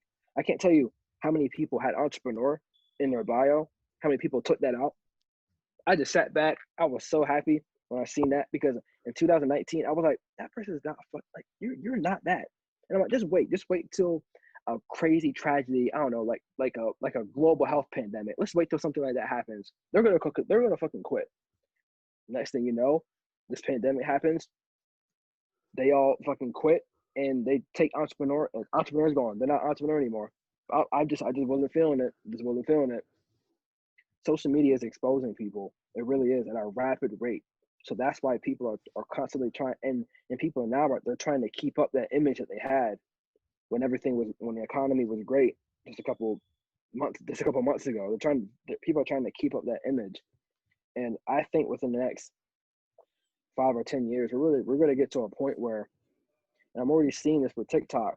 If you're really paying attention, like people like authenticity is really something really great. Authenticity is winning. It's winning a lot. I'm seeing a lot of people say, Instagram is whack. Instagram is declining, and a lot of people are getting on TikTok. Like that's the really big app. Clubhouse. I don't think it's international yet. There's an app called Clubhouse. It's getting really big. It's a new app in the U.S. But if you look at the quality of content on TikTok, what is it? It's just people in their house doing dances, fun. It's like you can't get any more real than that. Mm. And there's a reason why that's the biggest app right now because people are tired of doing it for the gram. They're tired of that shit. People are like authenticity now, and these internet and a lot of these internet fools are getting on TikTok and they're trying to do Instagram stuff on TikTok. And if you read the comments, TikTok comments are vicious. Like those comments are like those are the fun. Like I thought YouTube had some comedians in the comment section. TikTok is the like I mean the level of just pure comedy genius of people on the TikTok comments, bro. Those people are hilarious. They will flame you if they sense like the slightest like, and this is so great. That's why I don't understand like how people cannot like social media. It's like it all depends on how you look at it. Like I think of it as great. Like being real is winning. Like authenticity is winning, and we're no longer happy to see someone put on a fake act. So the minute these kids are really good at picking up fakeness. Kids are really they're mastered at that because they've been doing that since they were fucking born. Like your teacher. Like you could tell if your teacher actually cared about what they were teaching or not. You could Right. tell. I know I could tell. But the minute you do something stupid or you do something out of like that's not authentic, those people are gonna rip your face off. They're gonna rip you into pieces because that's not what TikTok is about. It's about being yourself. It's about being yourself. Do a little dance or say something or say something meaningful or be yourself. And I really think that, and a lot of people are they hate it because they think, oh, there's a platform, there's fucking kids dancing and stuff, and it's just nothing. But it's like, I mean, what do you want these kids doing? You want them to be in the street, like doing drugs? You want them to be doing what they were doing on Instagram? Like, do you want them to be fucking like being fake or getting sad about likes? Like TikTok is not like oriented. It's not. TikTok it really isn't view oriented either. So we're already and a lot of people are a lot of young youth are wrapped up in the amount of views and likes they get. Mm. Like that stuff is real. Like people have like killed themselves over that, which is like, I don't know. You have to be. I don't understand that. I don't want to get into that. And you can't blame that on social media at all. You can't blame someone killing themselves because you cannot blame that to social media. That person has deep, deep insecure problems with themselves. That you cannot lay that at the feet of Mark Zuckerberg and tell him that he killed your daughter because you didn't give her daughter post likes. You cannot put that on them. That is to the parent. That's to that family. That's something totally different. So TikTok is already getting rid of these like metrics. We're not judging anything on metrics anymore. We're judging it on authenticity. And to a certain degree, TikTok is kind of getting what would you say? Kind of stale because everyone's kind of doing the same thing Mm. a little bit. There's a variety of content on TikTok. Don't get me wrong. There's a variety. You just have to. It goes by what you like. The algorithm is perfect right now. It's about what you like, about what you like to see. And from what I'm seeing, authenticity is winning, like pure authenticity, and that's going to be really, really great in the next coming years because we're not basing things off of metrics and putting on a show. It's like we're rewarding you for being yourself. When has that ever happened Mm. in life? Exactly. It's crazy. It's gonna be really good. I think yeah, and the shift that you are seeing, I think it's yeah, it's the next step, you know, because everyone it's using masks and it's tiring, and after it's like you're saying, people are not like buying anymore, you know, like Yeah, you are another one with a jet, okay, okay. yeah, Exactly like you were saying. I yeah. think it's lovely. And the thing is the structure of the platform. This is one negative sign. These kids are. I won't say that they have like a level of resentment towards people that have a lot, but it's there. Hmm. And I remember like there was a trend going on called like my rich friend check, like and the challenge was to show off like your fancy house. Okay. And in the comment section, like these people were not having it. Like they're like, "Fuck you!" Like, "Oh, go to hell, go to hell!" Like, "Go to hell, go to hell." Oh, no, oh, sucks for her. Like these people are ripping these people apart. And when you see things like that, let's say if you posted that same video on Instagram, they would all be like they would like be like praying. They would be like at on their knees like worshiping you as if you were like God or something. So the level of respect of content between just Instagram and TikTok, it's like you can't knock that.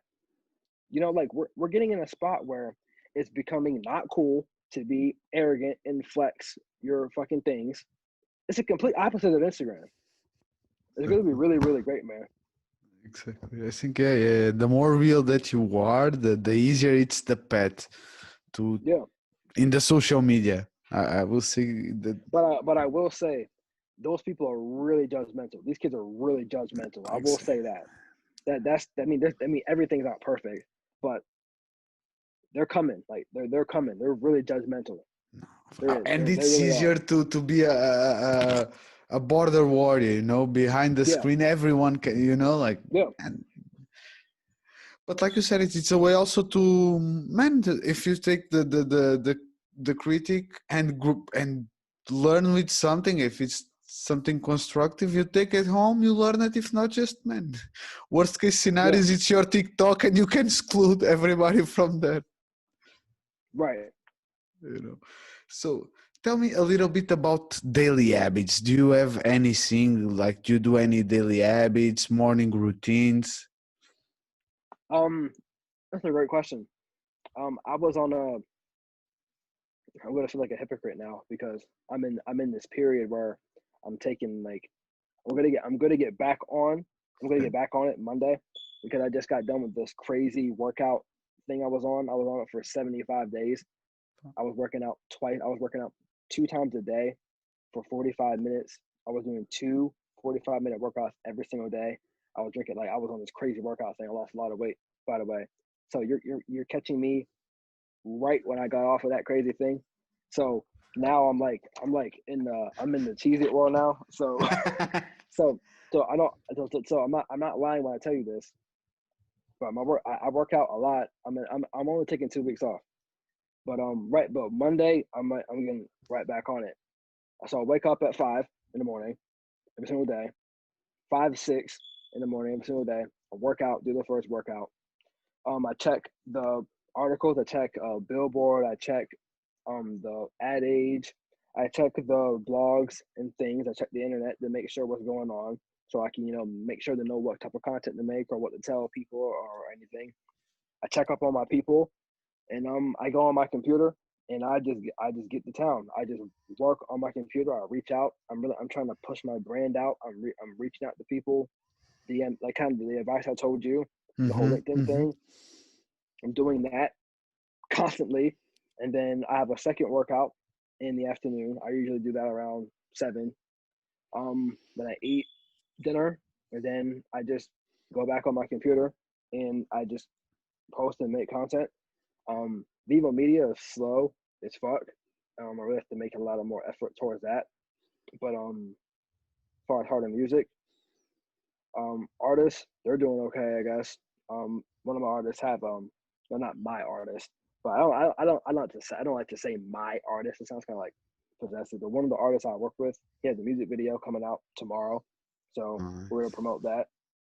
Um, Basically, I have a really boring life. Like it's really boring. All I do is just work on my computer. That's it. That's all I do. From 5, I go to sleep around. It's crazy. I go to sleep around like 12 or 1, and then I'm like right back up at like 5. I usually sleep around like 4 or 5 hours of sleep. Fuck, man. Man, I wake up early, but fuck, man, like 5, Yeah, I try it, but it's 6, it's okay, but like, yeah. And here's the thing: I wasn't a morning person 2 years ago, so it's all about like I like to torture myself a little bit. I'm a little weird. I'm a little what's the word? Not say I'm not a sadistic. That's another word. I like to put myself through excruciating pain. Like I love it. I will say You like have to no you pain, no gain. Yeah, no pain, no gain. I like to like it's weird. Like I like to I like right now when I just said Vivo Media is like slow. I'm not getting a lot of clients. Like what business person would tell you that? Like what business person would that would openly just come out and tell you that my business is slow? Okay. We're down. Like I love that. Like I love that because that's what gives me the drive to that sends fucking invisible messages to my brain that say, okay, I need to work harder. I need to do more things. That's what keeps me going. The uncertainty. Like that's what keeps me going. I like when everything's bad. I like that the world is shut down right now because all the fake people, they're fucking in their rooms crying. Like they're fucking depressed.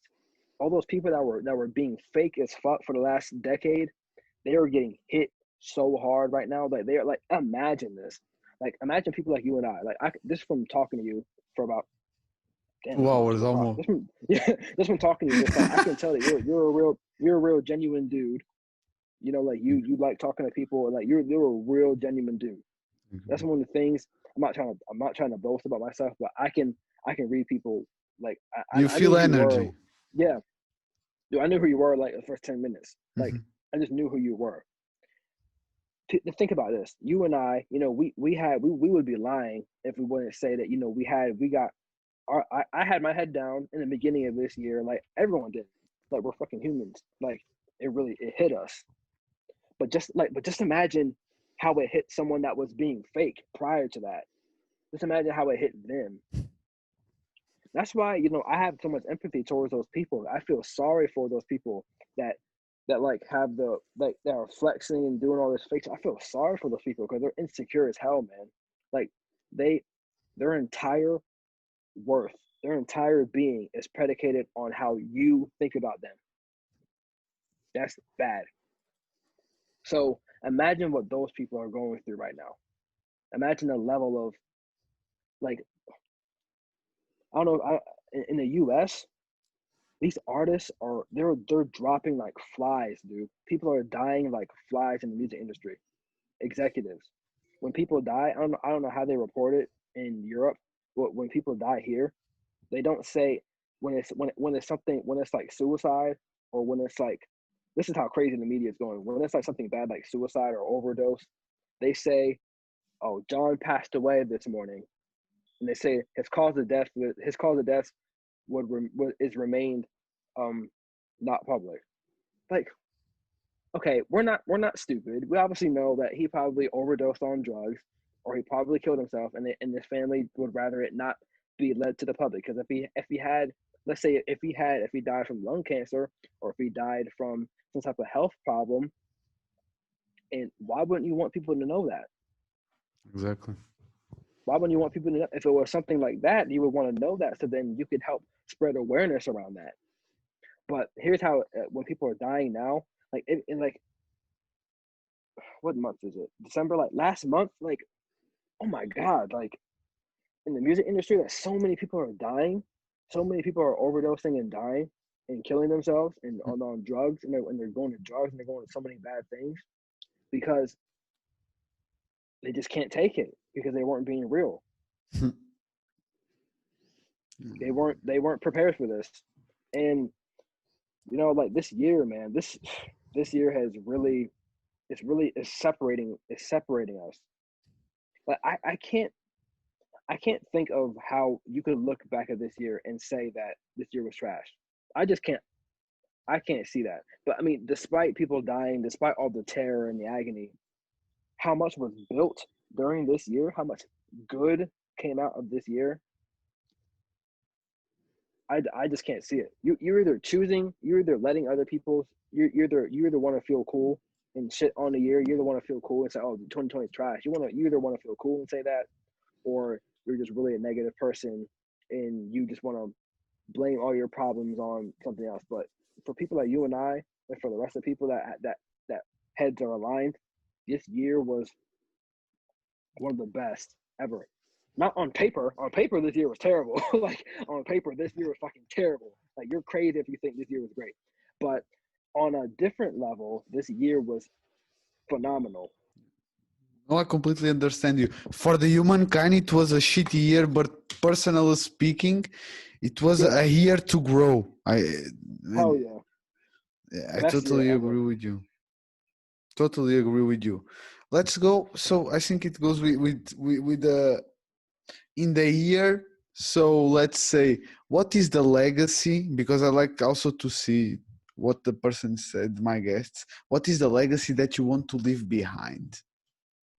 Oh wow, I want to go down as one of the most honest, one of the most authentic people ever that just didn't give a fuck. And I just want to go down as one of the most influential people on planet Earth that did the most great things, that treated people right, that left the like I literally want to like own this world. Like I have crazy ambitions. Like, but I mean to a better point, the legacy I want to leave on this world is that I want to be in the music industry. I want to get in that. Like that's my goal. That's not going anywhere. I want to change how people view that. I want when people think of the music industry, I don't want them to think of it being sleazy and this, being all about sex and being all about this. I want to change people's minds, and I want them to know that you don't have to. Because a lot of people, they either sold drugs or they either, sold their soul or they fucking did something else to get in. I want to be that example of someone that came from nothing, put in the actual work, didn't skip any steps. I don't have any famous uncles. I don't have a famous aunt that works at Atlantic Records. I want to be the person that took it from point A to point Z and did it right. And when I start to have employees, when I start having people interning, I'm gonna treat them fucking good. There are so many stories about interns getting treated like shit, and having upper management people think that they're above. Like what I'm telling you right now, I know it's gonna happen. The minute I see someone in my company treating someone else like they're more than them, they're fucking done. I don't give a fuck if they're the best person. They're fucking done. They're out. We have to get a zero tolerance policy for that shit. We're going to be the people that are great and we're kind and we treat people with respect. And the only record label, the only company, the only thing that people are going to want to be a part of is Harder Music Entertainment, because we are fucking normal human beings. And we're going to make the rest of these people look like fucking idiots. So that's a legacy I want to leave. I want to be the person that did it right the whole way through. You're not going to dig up no dirt on my fucking name. You're not going to, oh, he really fucking, oh, he's cheated or he got this or he did this and that. Nope, because it's all, where is it? And the document the whole entire thing. That's all on here. So you can't tell me that I skipped a step. You can't tell me that, oh, I got lucky. Lying. Are you fucking kidding me, bro? Let me take you back to because it's all on fucking film. I have it. So that's the legacy I want to leave. I'm gonna leave it here. It's gonna be on the internet. And someone in 2048, when I'm fucking out and I'm amazing, someone is gonna look back on my page from 2017, and they're gonna look at that fucking dude. I had dreads at one point. I had a really long hair. Like my fucking hair was down my back at one point. And I used to dress like a fucking weirdo. They're gonna look at that dude that came from fucking nothing and put this whole life on video and literally watch it change and literally see that he put in the work, that he did this and he did that and he did everything right and he fucking made it. And people like him and he's a good person. That's the legacy I want to leave. Love it, man. And I'm here to make part of that report because yeah, man, I appreciate it. The fact that the fact that someone on planet Earth wants to talk to me and finds me interesting to talk to me for 2 hours, that's amazing. Like, that's amazing to me. So I have to show you a much appreciation for this. I really admire it. And already taking time out your day to ask me questions. Like, it's really something. Like, a lot of people, I'm getting fired up. People take this kind of stuff for granted. Like, they take stuff like this. They really don't. They think this is about them. Like, if you notice this whole entire conversation, yes, I talked about myself because it's kind of impossible to not talk about yourself during an interview. But the root of this is for you and for the people that are going to watch this. I'm not up here like just boasting and talking about me. This isn't about worshiping me. An interview is about making someone captive and drawing out as much information from them possible. That's what it's about. It's not about it's not like worshiping me for fucking 2 hours. And so many people get to a point where they think they're fucking famous or popping, and they wouldn't go in detail and tell you about the things I said. They wouldn't tell you that their business is going down. They would tell you that they're fucking a successful entrepreneur. They would fucking go and lie and say something else. They'll sit back and be like, "Oh yeah, man, you just gotta grind and put in the work." Oh, you asked me a question. Oh, man, it's all about who you know. You know what I'm saying? Like, you just gotta know the right people. You asked me another question. Yeah, man, it's hard, man. I have my days, but you just gotta keep going. They're holding all the information in. They don't want to let you know. They don't want to let you know. Those short fucking dumb answers people give you that are in high positions, they don't want to let you know. They don't want to talk about that. Ask me about my shoes. Ask me about my fucking watch I got on. Worship me. Who do you think you are asking me about what I did to get successful? Worship me for this time. That's how they think. It's sick. And I want to totally change that, because no other music executive, no other people in my position do this. If you go look at other music managers, if you go look at other people that are in this field, oh my God, dude, like the level of, like, I hope I really change your perspective on this. I want you to look into the music industry. I want you to look at different music artists and music managers and stuff. And I want you to look at their pages. I want you to look at how they act, and then I want you to look at me. And then you're going to see what the fuck? This dude does like I've been a part of I've been a part of I was an intern for something called D1 Entertainment like almost Okay. 2 years ago. This label they had partnerships with Republic Records, with Atlantic Records. This was a big label. These people had like millions of dollars. Like, I was a part of that label. I was on their street marketing team, and I used to help them promote artists and stuff. I was on that team for a while, and so I've that's the closest I've ever got like to like the real industry. That's the closest I ever got. But they kicked me out of the group. They kicked me out because I was doing too much. When I was in, I remember this. When I was in, they asked me to get on, and I was in the group chat, and everyone else was acting like fucking robots, and everyone else was, I don't know, everyone else was being weird. I was the guy. I was giving ideas. I was trying to guide the group this way. I was trying to give this. I was trying to give that, and they fucking kicked me out. And think about it. I already had my own label at the time. I had my own label, but yeah, I was on someone else's. Like, who the fuck is doing that? Who has their own label and helping promote another label? Like, who the fuck is doing that? Nobody. So they kicked me out because I wasn't fitting their agenda. Their agenda was to worship the fucking the dude at the top. And I know his name is Omar. I know him. I think we're pretty good friends. We talk occasionally. The goal of D1 Entertainment was to worship Omar. It was like, if you're not worshiping Omar, then you're fucking doing something wrong. And I wasn't playing that game. I was trying to help the artists. I was trying to think of different ways we can do things. But the thing is, a lot of people, they don't like, it's a threat. I was a threat to them. This dude comes in, you know, well, we might start worshiping him. So they had to kick me out because I was the only person doing something right in that situation. So, and that was a really shifting point in my career because I seen that this whole I'm supposed to have my own thing. Like, I'm not supposed to be a part of something. I'm supposed to have my own thing. That was A. Number B, I really seen that these how and oh my god, dude, the way that they were treating us as Hmm. interns, the way they were treating us, like they were like fucking, they were like treating us like fucking dogs. And the thing is, no one else cared about that. No one else had any self respect. I was the only. I was the complete. I was the complete. What is the idiom? I was the green thumb. I was like the elephant in the room, I guess. Exactly.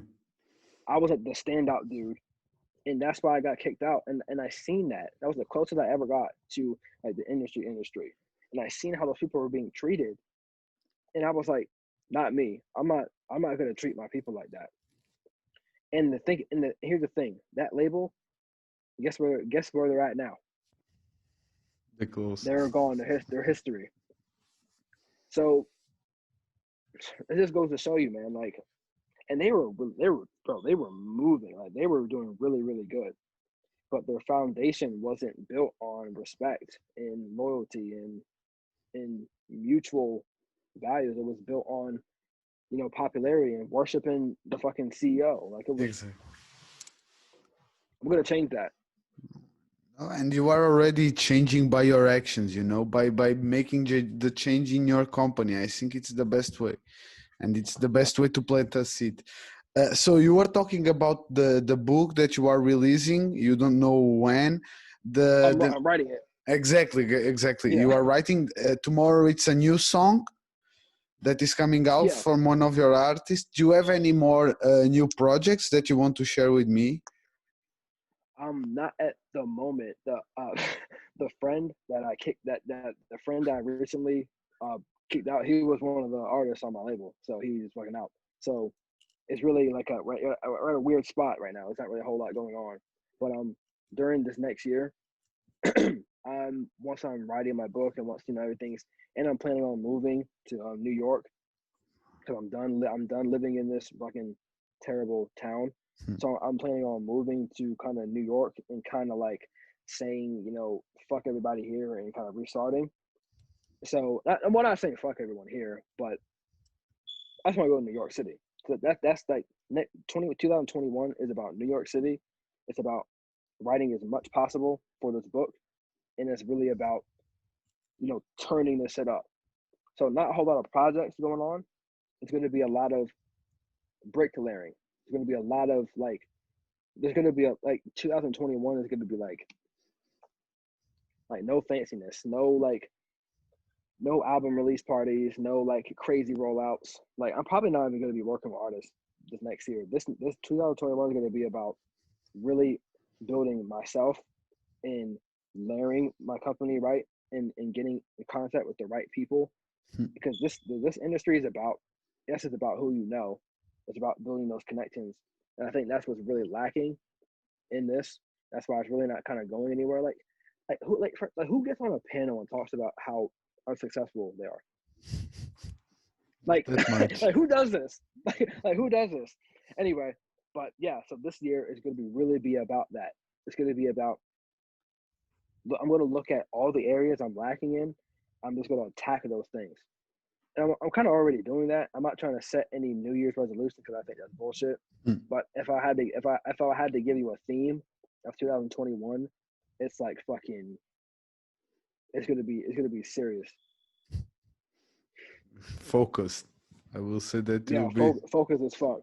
And I'm just trying to be better than in next year on December 10th, 2021.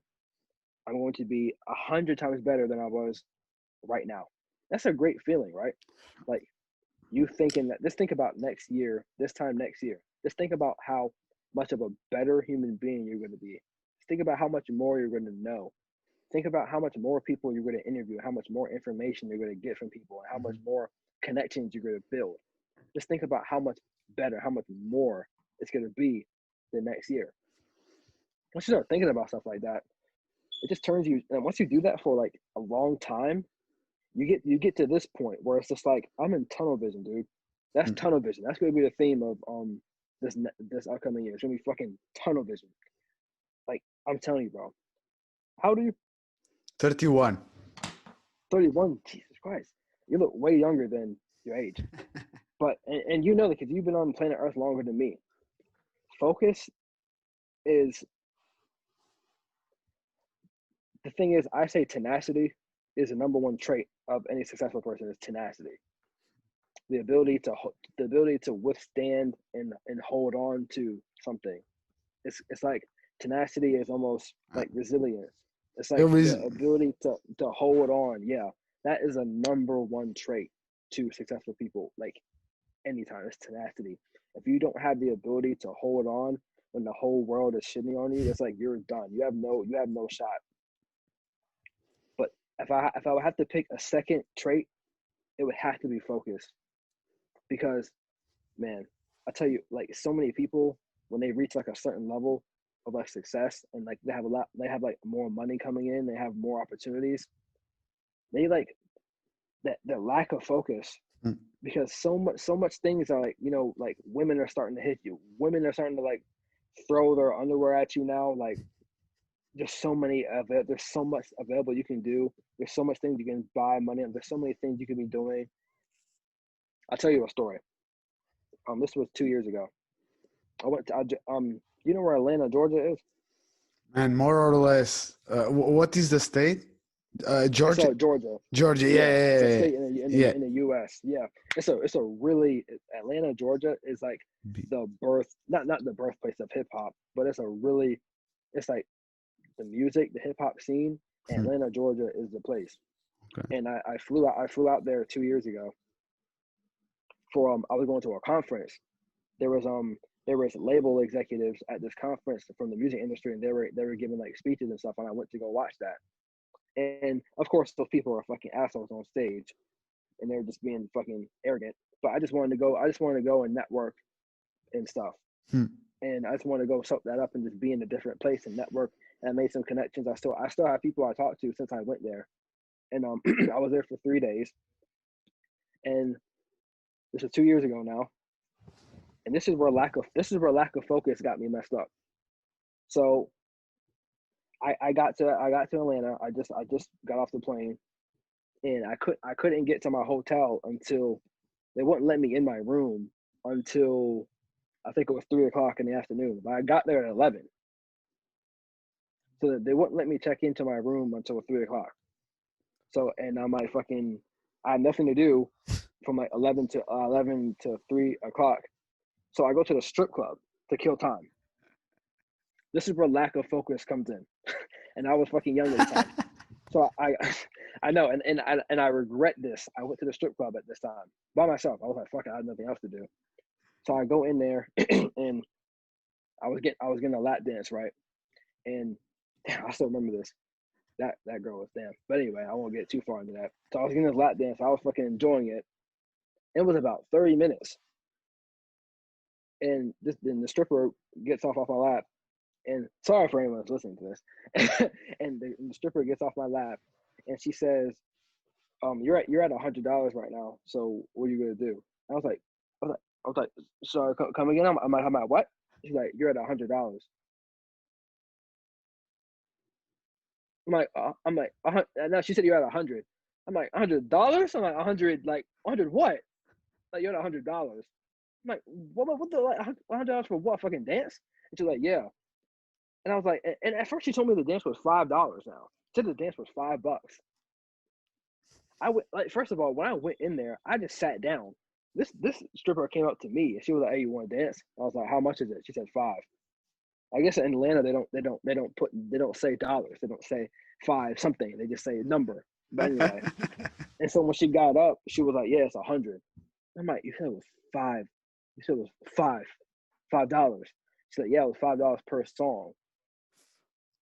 So I'm like, "Okay." So like now I have to fucking give you $100. So I didn't give her a fucking $100. I got fucking kicked out, and the security person had my phone, but they took my phone because they were trying to take 100 out of my bank account, but I wouldn't give them like my password and stuff.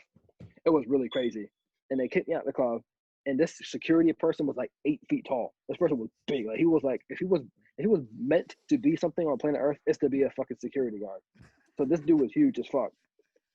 And he was like, "Man, like we were outside." And he was like, "Man, where are you from anyway? You look like you're out of town." And I was like, "Yeah, I'm from Maryland." And he was looking at my ID, and he had my phone in his hand. He was like, "Get out of here." He was like this. He had my phone in my hand. And he was like, "Get out of here." And I was like, "So you gonna give my phone back?" So this guy tosses my phone on the ground. He just tossed it on the ground. I think it still has some marks on it. I think he did break my screen a little bit. So he tosses my phone on the ground. This is embarrassing now. This is in front of people.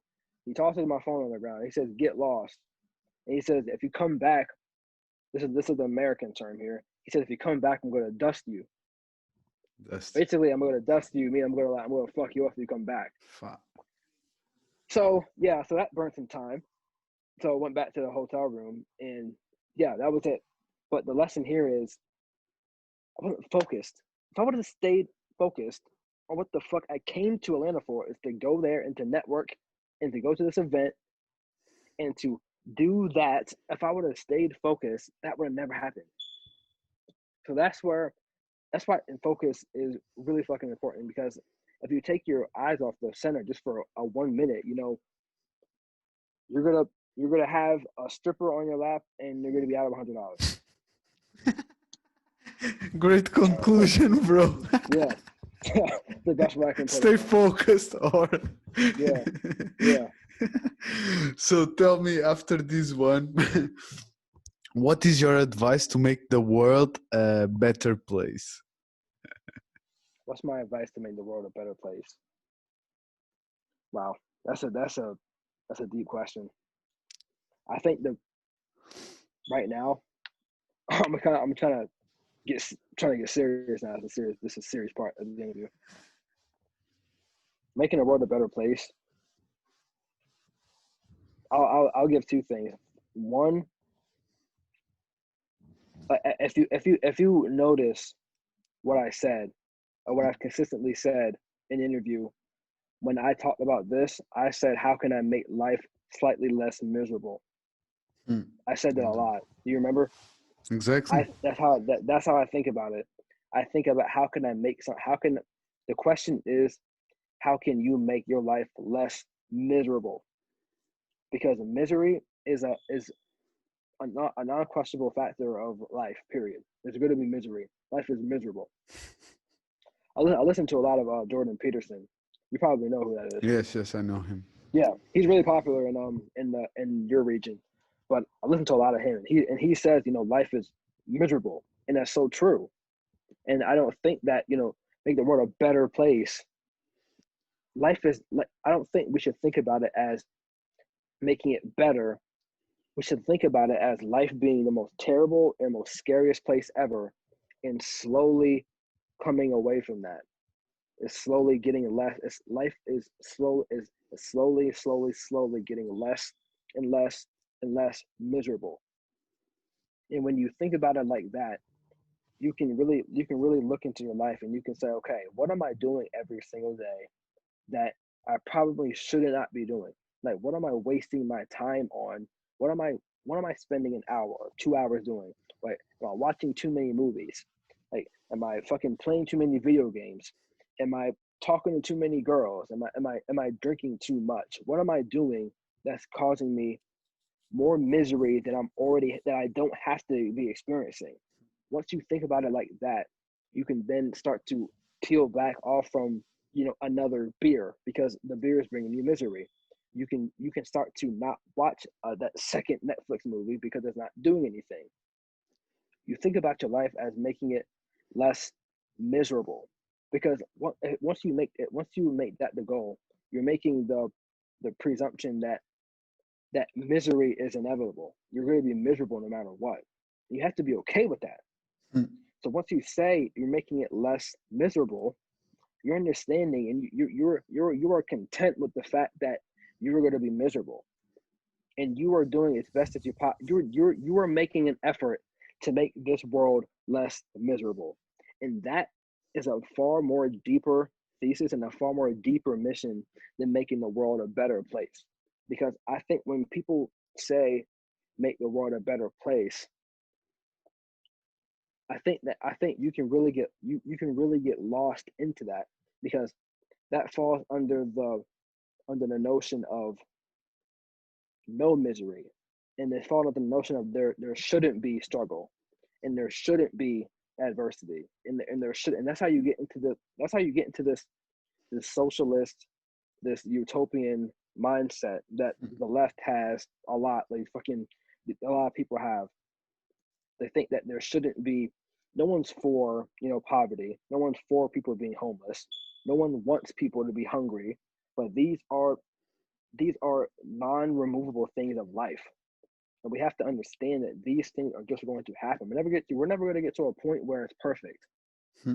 because making the world a better place, because better and better and better, the end result of better and better and better is utopia, and that's never going to happen.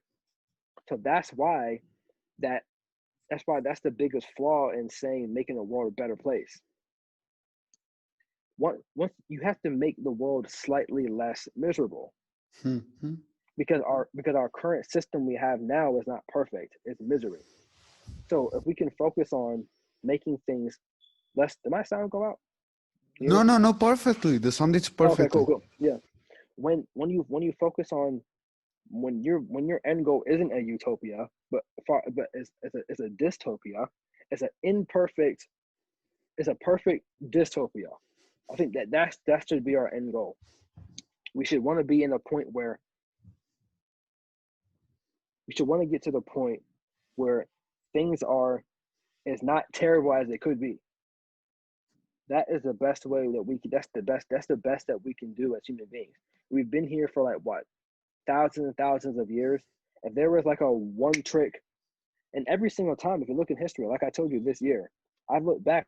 I've read things that happened in Germany. I've read things that happened in Europe in the 20th century during the fucking like the Holocaust. I read about the The Holodomor Nazis. during yeah, the when all those people in Ukraine, like the famine. I read about slavery. I read about Hitler and his, like, during 1939 to 1945, the Second War. Like, I read about all these times, in Stalin and Lenin. I read about these times when society was going towards utopia, That's where all the mayhem starts. Every single time you look back in history, every time communism was trying to be implemented, anytime when the motive of human beings were the oppressed and the not oppressed, and when the goal was to get it perfect, it ended in bloodshed, in misery. It ended terribly. And every time the world focused, and that's why I'm so scared, and that's why I'm constantly trying to alert people on Twitter. I'm like a politician on Twitter. I'm like a total. I'm a businessman and everything else, but on Twitter I'm like a whole politician now. But on Twitter, I'm trying to let people know that, like we shouldn't be like, it's like when we talk about coronavirus. Like here's some stats for you. I don't know how it is in Germany, but I know the total stats. Coronavirus has a 0.6% of coronavirus cases are critical. Mm-hmm. Only 0.6% of the 14 million people that have this disease right now. Only 0.6% of that is serious. Out of the 50 million cases, 1 million people died. But what they don't tell you is that the people that are dying are the old ass people.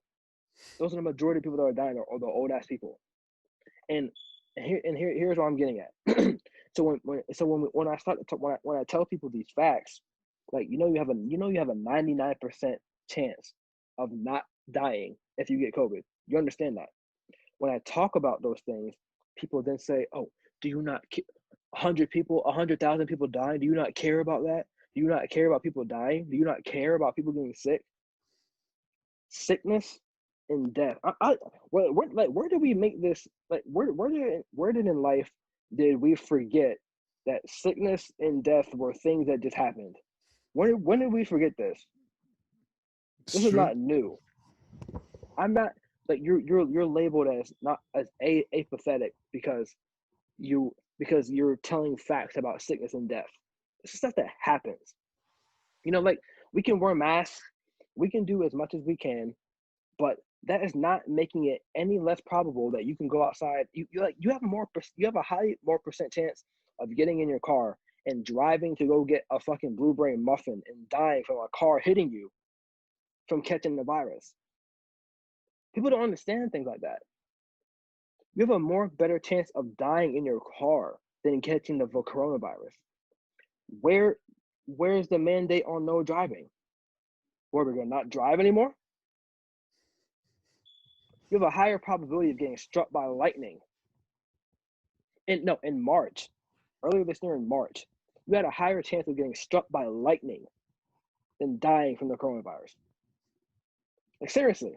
No, man. And when you see the numbers, yes, you start, and the best way it's going back, like you were saying, fact checking, like just check what the media is saying first of all, like.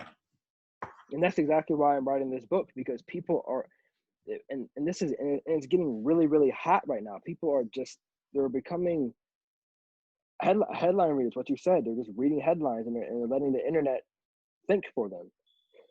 And what I really hope I accomplish with this book is to get people to understand that facts remain despite our opinions. Facts remain despite what you and I think. Exactly. Or what you and I think should be or what shouldn't be. Facts remain. Facts are facts. So I don't remember what the question was, but I really want, it's going in the world, making the world a better place. Oh yeah, making the world a better place. It's making it slightly less miserable. That's what it is. And that's what I think that, I think we should really think about making the world a slightly less miserable place. Because saying that, you're accepting and you're coming, you're understanding that there's misery. Like Jordan Peterson said something interesting, like the founding fathers that wrote the U.S. Constitution at the time. Like, and when they said, all men were created equal, and we're all made in the image of God. You know, they didn't put when they founded this country, you know, they didn't say that, you know, everyone like they didn't make it towards so everyone can be perfect. So we're gonna go to this perfect thing where there's no struggle, where there's no agony, there's no poverty, there's no hunger, there's no anything. We're just gonna be a perfect society. They knew that striving towards that is immature and it's just unpractical. We're striving for organized chaos. That's what people are not comfortable with. They're not comfortable with the fact that people are dying. Like, I just don't understand when people. Like, I really don't get it. And they always try to say, "Oh, you wouldn't be saying that if your mom got coronavirus, or you wouldn't say that if you got it, or you wouldn't be saying that if your brother got it." Last time I checked, a virus doesn't have its pick on who it wants to get. Like, it's gonna get whoever it gets. And rather if I get it or you get it or a loved one gets it, the fact still remains that you have a 99.9% chance of breaking it. And I made another point. Sorry for going on and on about this. No, I made another please. interesting point. You know, in the U.S., I don't know how they're marketing this virus in Europe, but everyone's talking about, you know, wear a mask. Oh, you gotta wear a mask, man. It's your duty. It's your duty to wear a mask. Like, you're gonna be a great human being. You're gonna stop this virus, and you're gonna save humanity because you're gonna wear that mask, and you're gonna social distance from people. Like that's what constitutes you as a good human being. And once you set the bar so low for being a good human being, that lets so many people become virtue signaling assholes. Because once someone doesn't want to wear a mask, all you have to do is wear a mask and say, "Oh, you're a degenerate. You suck because you're not wearing a mask. Oh, how dare you not care about people because you're not wearing a mask?" It set the bar so low. It gave us so much less accountability. How come we're not talking about eating good? How come we're not talking about having a good diet and getting your immune system up and taking vitamins to not let yourself be and so when you do get a virus, your immune system and your body can fight that off. How come we're not talking about making healthy decisions? How come there's no mandate on smoking cigarettes? How come there's no mandate on alcohol? So we can drink alcohol, we can get drunk, we can go to the club and get drunk. But when we leave, oh, but you gotta wear a mask because you don't want to catch the virus because you're gonna die. Where's the accountability here? The people that are healthy as fuck are like almost a 99% chance of not dying from this. It's like, so when you say, oh, you're going to be a perfect human being by not wearing a mask, it's the utopian type of theory. Like, oh, it's going to be perfect once we wear these masks. That's going to be it. No, no. In the U.S., President-elect Biden, he's requesting once he takes office, or if he takes office in January 20th, he's gonna make us wear a mask for 100 days. That's what he's pitching to. That's what he's pitching to the government. He wants us to wear masks for 100 days. And after those 100 days, we can take them off and just go crazy. Like, this level of like it's so like it's almost disheartening, but understanding that we have this level of idiots running the country is really sad. But that this man thinks that the duration of him being in office is in any way commensurate with a virus, if he really thinks that these 100 days, this number that he pulled out his ass, that if he thinks that this 100 days, it means something from the time he's in office, if he thinks that us wearing a mask now is different from the 100 days that he starts, if he thinks that there's a difference between those things, he's fucking insane. And if anyone thinks anything different, they're insane. Obviously, if you take precaution for a certain amount of time, math just shows you that it's going to get less. So the idea is he's gonna tell everyone to wear a mask for 100 days, and then after the 100 days, we're gonna take them off, and he's gonna be like, "See, I told you it's gonna get better." No fucking shit, it's gonna get better because we did it for 100 days. That wasn't the fucking point. We're doing that anyway. Like, oh man, this is just fucking crazy. No, and after Slightly less misery. No, it's the best way to approach, and Yeah. let's hope that all this kind of chaos going other way just pass. And also, like you're saying, man, in going in a conversation, like doing the full circle, like what could we learn from this, man? Already that you are at house, like what can we take this year to learn? Like I think that is the important the big lesson that we should take from this year. Politics, it's a little bit complicated because I think all of them, they want, and in general the population just want that this shit disappear and we come back to the normal, you know, like Yeah, I don't know the right answer for it. Kyle, man, almost 3 hours. Any last thoughts? yeah. Any last thoughts It or was great, advice? man. Man, it was a great conversation. I love your energy, the way that you express yourself, man. I'm feeling that Thank you. you will go far away, man. And I hope Appreciate to that. see you in New York. Yeah, man. Yeah, that's the goal, man. But last thoughts. Please. Um, to wrap up everything that I said, it's gonna be kind of weird, but it's like, don't listen to me. I'm a fucking like a 22-year-old kid. Like, don't listen to me. Don't listen to fucking Vasco. Like, at the end of the day, you have to do your due diligence. That's what the book is about. Don't take the things that I said and just run off with it and say, okay, this is it. The only reason why I know these things is because I did my due diligence and I'm learning. I'm looking and I'm getting actual information and I'm internalizing it and I'm synthesizing it and adding my experience over top of it, and I'm giving you guys an educated opinion about what I'm saying, and also some factual things. But I'm taking the facts, I'm taking my personal Mhm. perspective, and I'm making it one, and I'm saying it. So much people are relying on people like me to do the groundwork and to then spit out information. Then they're going to take that information and just go run with it. That has to stop. Don't just listen to someone talk. Do your due diligence and read. Just don't read a headline. The first headlines were meant to get you to click on it. Let's just get that out of the way. These companies, these ad companies, they get paid for clicks. They get paid for clicks. Guys, look that up. Pay per click. PPC, so pay per click. They get paid for these clicks, man. They'll make that headline so misleading. The headline will say that headline will talk about